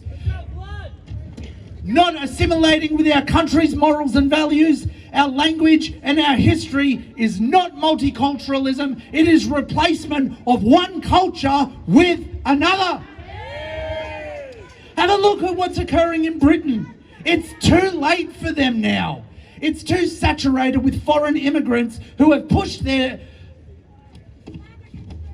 push their own agendas and ideology. There is no cure for this. We cannot stand by and say sorry for mistakes made after the fact. It will be too late for Australia as well if we continue to allow this mass immigration to occur. Prevention is better than cure.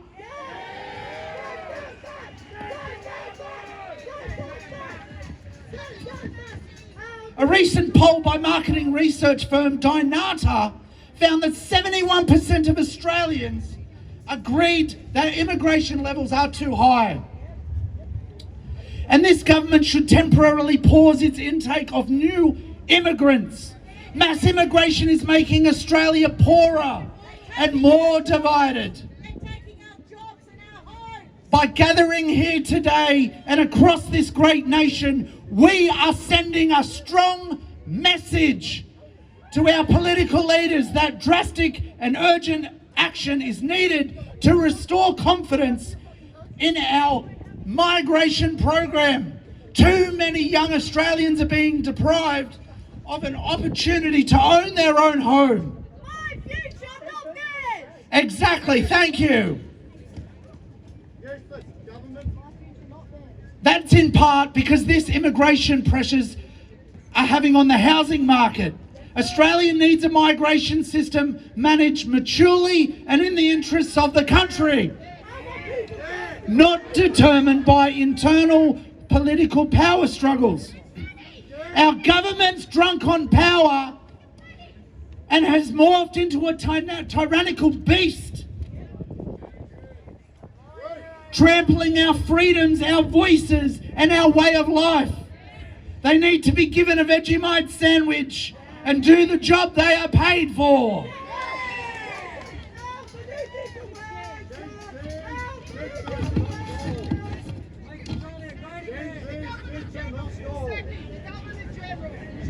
I 100% agreed.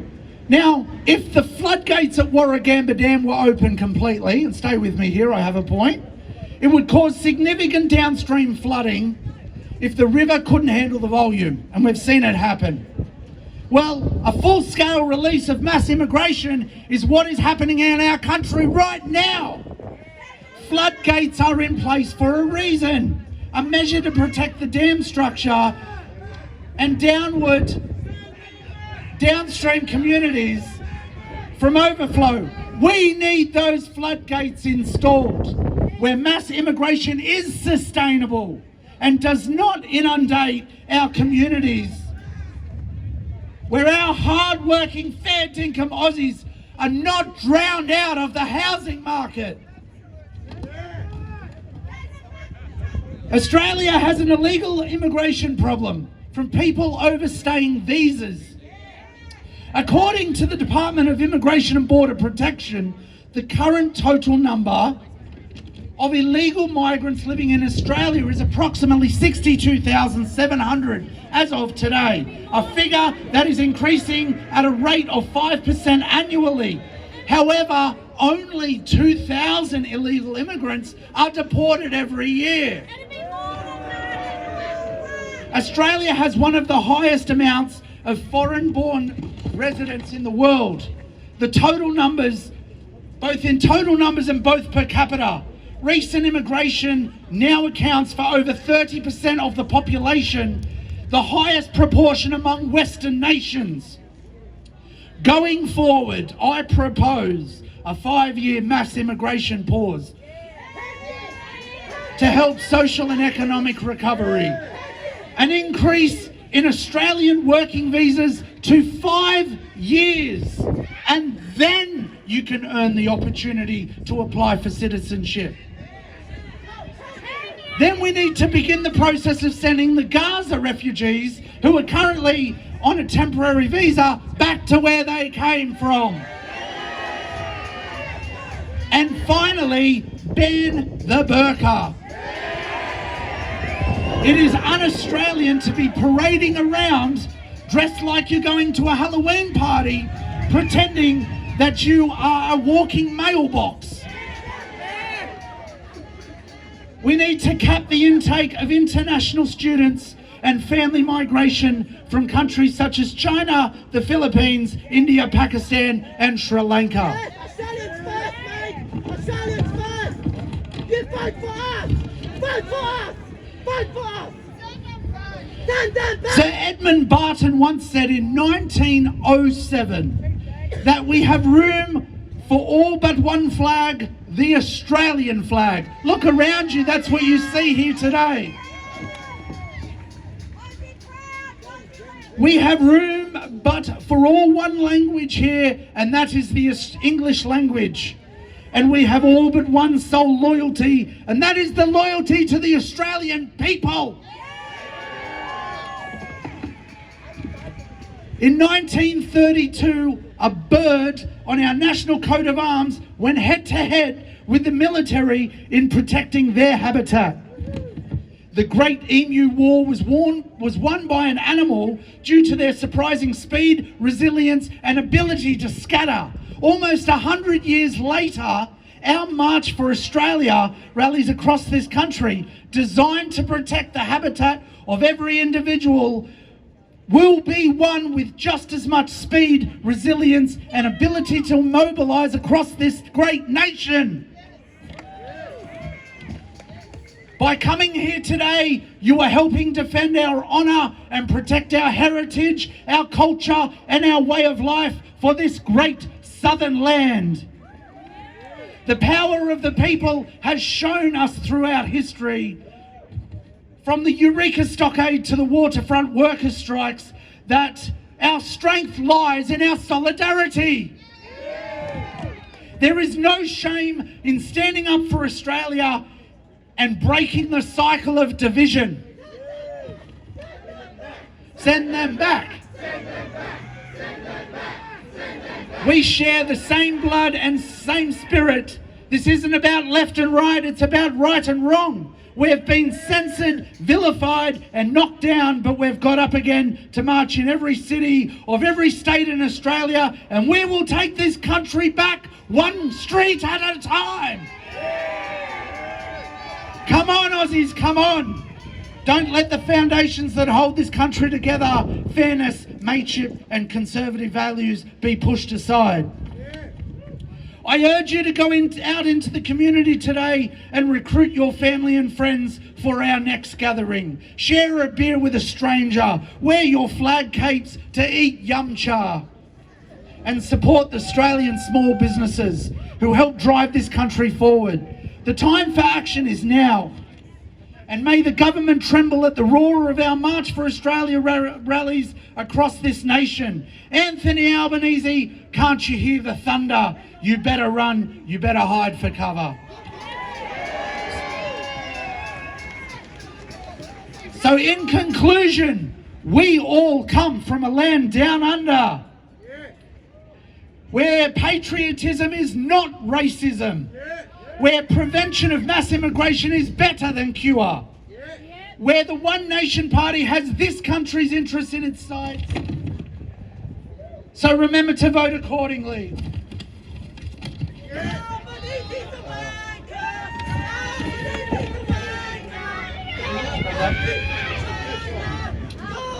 And where we must continue to be loud and proud of Australian culture on every street to help keep this movement flying high, just like those amazing flags today. Sons and daughters of Australia, I am Alan Ross, and I see a whole army of countrymen here in defiance of mass immigration. Countrymen who would be willing to trade all the days from this day to that for just one chance to come back here for another March for Australia and tell our government they may take our votes, but they will never take our freedom. Thank you.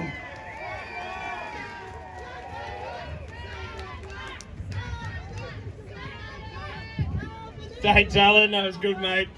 All right, last speaker we got before I make an announcement, and then we'll go to an open mic at the end. We got 7th generation Australian and social media personality. welcome Viscount Dundee to the stage.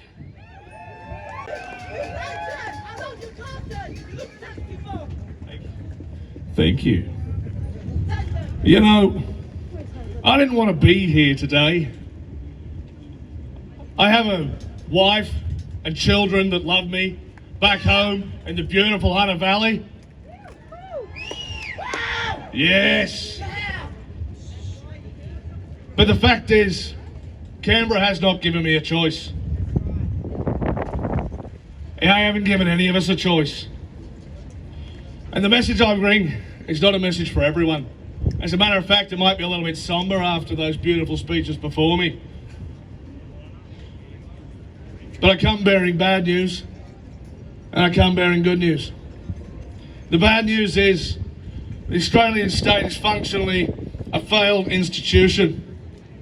It is currently suffering a legitimacy crisis. It is forever dependent on more and more of this substance that they cannot grab, this political dark matter, to explain why this promised land has not worked out the way they claimed it would. They have to lean to everything. It's the racists, it's the anti-vaxxers, it's the sovereign citizens, it's you. And the plain fact is, not even Antifa cared enough to turn up today. Either that or props to the cops, you guys are doing a great job. But we live in a country where no one under 40 can afford a home. And they've turned the lucky country into nothing more than a legal looting operation. This is a country where the old consumes the young, the ugly crushes the beautiful, the weak predates the lifeblood of the strong. We come today to this place. This is an enemy castle, and sure, it might be, but we're here today to remind them that we bloody well have them surrounded. They've worked hard to destroy the great Australian dream. They've built an empire of stolen goods that drained from our very lifeblood. They've snatched from our children's mouths for their own enrichment and for paying off their foreign interlopers. The systemic purpose of this regime is to disembowel you. They sent our forefathers to die in Gallipoli, our grandfathers to die in Vietnam.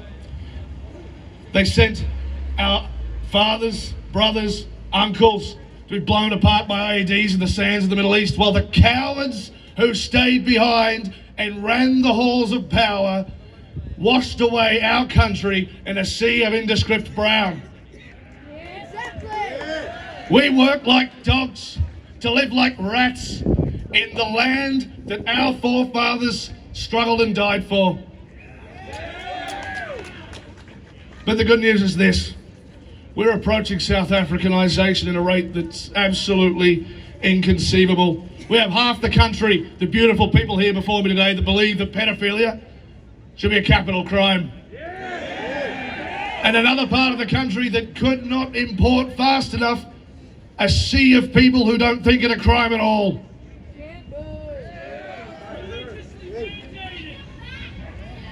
Amen. You cannot share a politique with these people. And look, it may well be the case that Canberra does not care that we're here today. I wish I could say that through the microphone.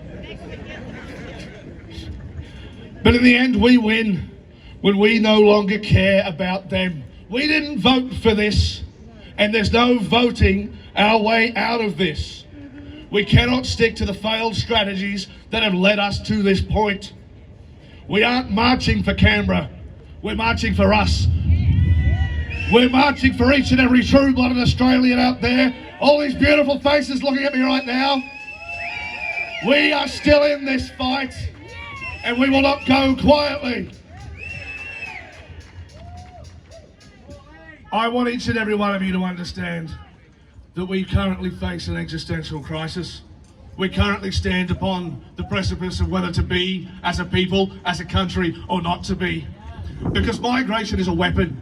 It is a weapon released upon us, upon our culture, our way of life, and upon our children. Absolutely. You know, our forefathers ran to the edge of the earth, to the edge of the known world. We're standing here with nowhere left to run. And there is a time to run. And there is a time to dig in. And you better bloody believe it, it's the time to dig in right now. And so my message today, my positive one, is to start with the things that we can control. We start with the small things. We start with the wins that are on the table. I want you to take each and every one of you who's made a friend today. Don't just go home back to the way things were. Stay in touch. Stick together. I want you to make communities with each other. You understand that we win when we live in a country that we can talk to our neighbours in. We win when we live in a country in which we can talk about the problems, about the foreigners, about the corruption. We win when we live together, when we raise our kids together, when we tell them our stories, when we sing them our songs. You need to organise on a smaller scale, and that's going to be hard because they spent the last 100 years tearing down this country, tearing down our people, tearing down our culture. It's going to be small bricks. It's going to be socks and shoes. So get together, get in with your councils, block the developers, employ each other, support each other, be anti-fragile. If they come through with their digital ID, it should not matter because you live with the people you love. Yeah. We don't want digital ID. Absolutely. Yeah. Look, we need to make camping weekends about skills. We need to make beers in the shed after work turned into songs. We need to ooze patriotism and pride every chance we get. We must be psychologically prepared to fight a very long war. But it is a war we will win. You understand that if history has taught us anything, it's that if we do not believe in our right to rule, if we do not believe in ourselves, that others will come who are utterly unworthy to do so. The crown is in the gutter, and we have only to pick it up. We will win because something always beats nothing.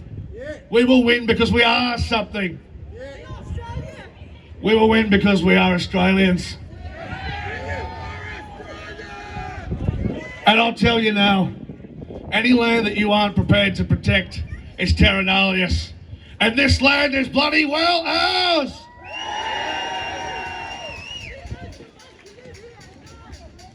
I want to end with a poem, and you're all going to love it. During the time of the prospecting days and the original Eureka Stockade, the miners, the Australians, were under the thumb of a tyrannical government. They were being swamped in their digs by foreigners, and they struggled to make a living. And these are the words of Henry Lawson. Australia is a big country, and freedom's humping bluey, and freedom's on the wallaby. Oh, don't you hear a cooey? She's just begun to boomerang. She'll knock the tyrant silly. She's going to light another fire and boil another billy. Our fathers toiled for bitter bread while loafers thrived beside them. But food to eat and clothes to wear, their native land denied them. And so they left that native land in spite of their devotion. And so they come, or if they stole, were sent across the ocean. Then freedom couldn't stand the glare of royalty's regalia. She left the loafers where they were and come out to Australia. But now across the mighty main the chains have come to bind her. She little thought to see again the wrongs she left behind her. Our parents toiled to make a home, hard grubbing 'twasn't clearing. They wasn't crowded much with lords when we was pioneering.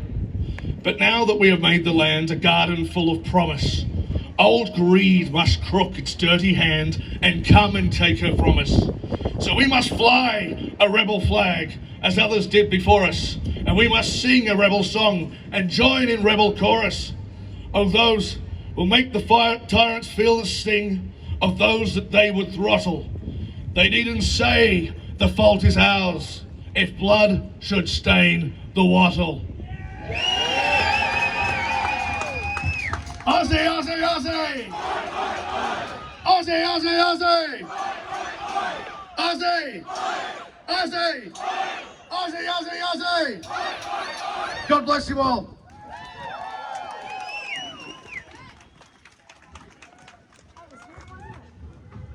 All right. I'm just going to make a quick announcement about March for Australia's next event, and then we'll go to the open mic. So I think we've got 5 here. We're going to keep it to 2 to 3 minutes, and we'll get through them quick, and then we've got to pack this thing up. All right. So what's next for March for Australia? The next official March for Australia event will be held on Australia Day, January 26th, 2026. We are aware that there are other rallies planned for the 29th of November 25.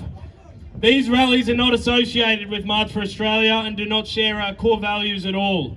In fact, these rallies were made out of spite against the March for Australia after their main organisers trashed our movement, calling everyone racists and Nazis. They then used footage from the first March for Australia event as promotional material for their own event in an attempt to ride the wave of momentum of our movement.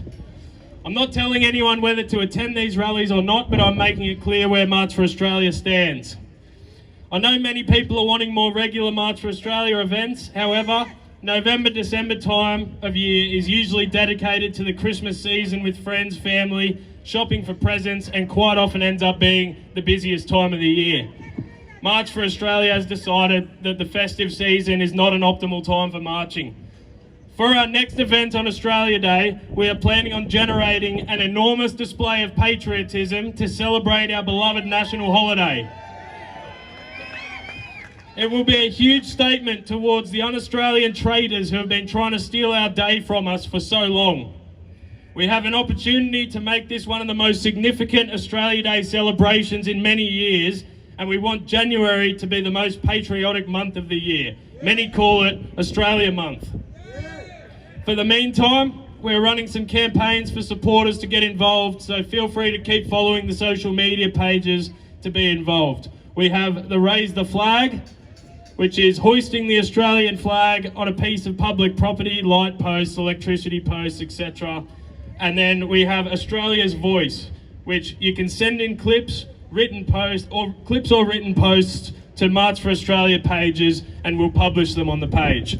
We believe all Australians deserve to have a voice, so tell us how mass immigration has failed you, what side effects are you feeling, cost of living, housing crisis, crime increase, explain why you are marching for Australia. All right guys, that's it. We'll do the open mic. We'll get 5 people. Rules are we've got to stay on topic within the messaging. 2-minute speeches. Let's go guys, get through them. Hi everyone, I'm Danna from the Corruption Whistleblower Newspaper. So we are definitely here and love our nation. We have noticed that the Australian government is doing this immigration as quite the ploy. Of course people are going to want to come in and get thousands of dollars for free. Not good enough, government. They're clearly not representing the people. So really, they've been indicted by the people. We have done grand jury indictments at www.corruptionwhistleblower.com, and you can join in those grand jury indictments because the entire government's involved in this corruption, not just Albo. The whole lot of them needs to go. The whole lot of them needs to be held to account for their treasonous, terrorist crimes against the people. 60,000 children a year are taken with no court order, That's 240 a day. 240 a day children are snatched by so-called child protection. And where do they go? So you want to immigrate to this country? Well, good luck keeping your child, because we're the #1 for taking people's children for nothing. And bloody child trafficking them everywhere. 60,000, 240 a day. And you know how much they get for uplifting them? $40,000. Just like they're paying the immigrants to come in. Don't look at the immigrants, it's the government! It's the Australian government causing this. They are so evil. They have absolutely decimated this country on every level. So we've written about it in a brief of evidence. 80-page newspaper. You like it? Yeah. Corruption Whistleblower. Woo. And they all have one. They know their crimes. That's why they're doing the replacement migration. Yeah. They know their crimes, and they know, when we know about this, that they have absolutely not asked the people what to do, not asked the people what we want. They are treasonous terrorist government, and they are a foreign government, actually, of political subdivision. Go and research that. Go and research some of this stuff that's going on. It's clear, all outlined. We've got 3 editions in the Corruption Whistleblower Newspaper. They are not above the law, and we are coming for you for public trials. And same with you, cops. We love yous, but we totally need you to be on the people's side and stop enforcing the criminal government that is paying your wage. And you too, ABC, we're watching you as well. We're watching all the mainstream media, and how crooked are you covering up your co-conspirating crimes. One would think you're in joint enterprise with the evil government, wouldn't one? Mainstream media. So watch yourselves, because we're coming for you. Everyone here knows, and we're coming for you, Australian government, to bring justice and righteousness back here. By the power of right, what is right? We know what is right. We know what is right, and I thank you all for coming out today. Please keep up the good work. Thanks. CorruptionWhistleblower.com. Come and see us. Get online, CorruptionWhistleblower.com, and please register for grand jury indictments on there. We need to indict this government and get rid of them. Good afternoon, everyone. How are we? My name is Elijah. I'm a Ramsey Scholar of Western Civilization, and God willing, a future Presbyterian minister in this nation. I've risen to speak because I don't believe anyone has yet identified the core issue at hand. Mass migration, yes, is causing many problems in Australia, as the other speakers have made plain. Mass immigration, however, is just the government's band-aid to fix a greater problem. Fixing immigration policy alone will not solve Australia's problems. We need a much greater change to fix our nation's ills. We need a return to our nation's roots. We need a revival and a reformation here. The writers of our Constitution recognize that to be a great nation, we must humbly rely on Almighty God. As Scripture says, blessed is the nation whose God is the Lord. Yet we have turned from the faith of our fathers and sought to exalt ourselves as gods. Rejecting his righteous rule, we have become foolish and created our own laws that have become our destruction. And aren't we here to preserve this nation for our children? But where are our children? We have mass immigration in this country because it's the government's band-aid to solve our problem of not having children. We don't have a fertility rate at the level of replacement. And the children that we do conceive, what happens to them? We kill them at a rate of 240 a day. 88,000 a year are aborted in Australia. Their blood flows out and defiles our land. We are importing other nations' children because we are murdering our own. And Mr. Ruddock, I appreciate your work and your intentions, but we don't need another anti-discrimination bill. We need an equal protection bill. We need to extend the same protections under law that you and I have to our pre-born neighbours. Stop compromising with child sacrifice. End it! Brothers and sisters, Christ calls us to love our neighbour, and that includes our pre-born neighbours. If we do not love life, our nation will die. To end mass immigration, we must abolish abortion in Australia. We must abandon this culture of death and turn back to the Lord of life. And I've got good news for you, Australia, because Christ offers forgiveness for every sinner who turns from their sin and trusts in him. We are a nation that needs to be reconciled to God. If we want to make Australia great again, we must turn back to the God because of righteousness exalts a nation. Come, God says, let us reason together. Though your sins may be red as scarlet, Christ by his own blood will wash them white as snow. I look out and see a sea of flags bearing our nation's symbol. The 4 crosses of our Australians' Christian heritage. The 3 of the Union Jack of St. George, St. Patrick and St. Andrew. These men followed the example of their Lord, and following their example, Britannia became a great nation. And when Galleon Cook sailed from Albion to Australia, true British courage bore him on till he landed on our shore, and we, looking up, saw another cross, reminding us that we must live under Christ's rule. Our great forefathers followed their Saviour, and the Lord Jesus Christ died on his cross to redeem a people for himself, and by his resurrection from the dead, all those who trust in him also may be raised. We may have hope as a nation because of this. For at Christ's right hand are blessings for individuals and for nations who follow him. He is the way, the truth and the life, the only way for our nation. So Australia, heed the word of the Lord. Establish justice for the fatherless and the widow. Love mercy, and once again, humbly rely on Almighty God.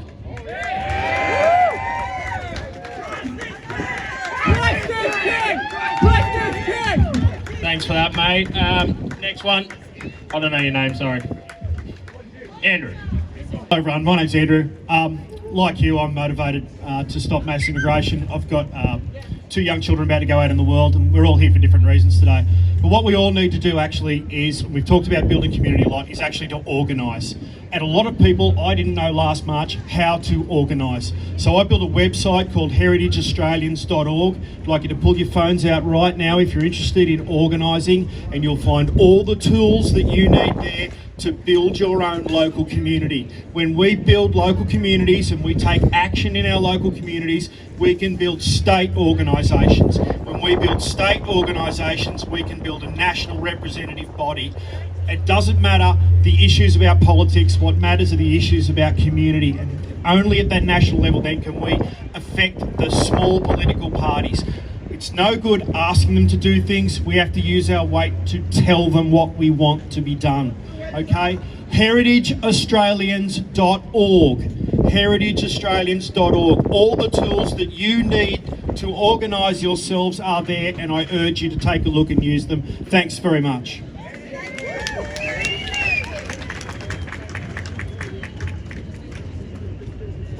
Thanks, mate. All right, last open mic speaker. Welcome, buddy.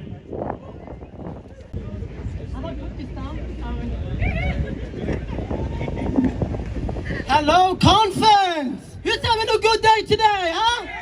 Yeah. Sorry I couldn't be here earlier. I was thinking of ways to get rid of Albanese and look after my own people, right?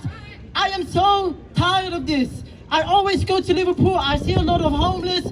I try to do what I can for them, but I know I can't do anything because we can't. We have no power, right? And every time I go on social media, everyone keeps saying we should be replaced by other people because we're too lazy. I say, have you met me? Have you met us? Do you know I pay a lot of taxes? I work my ass off. I work 5 to 9. Do you know me? You can't judge me. How about Albanese? What do you think he does for work? Oh, let's see. Oh, he makes friends with China. Okay. He goes to India to build houses for Indians, but not for us. When will this stop? We have homeless veterans on the street. Albanese wanted, but decided he had more better things to do to recognize Palestine as a state. You love it there? Go over there. Go over there. Put me in charge. You know what I say, Albanese? You're not making anything easy for anyone. Because you know what I say? To defeat an enemy, you must know one. You must know their art, their philosophy, their history. And I know Albanese does not stand up for any of you. He stands up for the corrupt people. Do you know why he brings all these immigrants in? For their votes. The government in India was mocking Albanese, saying, oh, you have a housing shortage? Well, bring a lot of people in. Even we're being laughed at by Indians. Albanese, meet me here in Sydney Square so we can the debate. I'm gonna say this, Albanese. Your time is running out. You can't push it underground.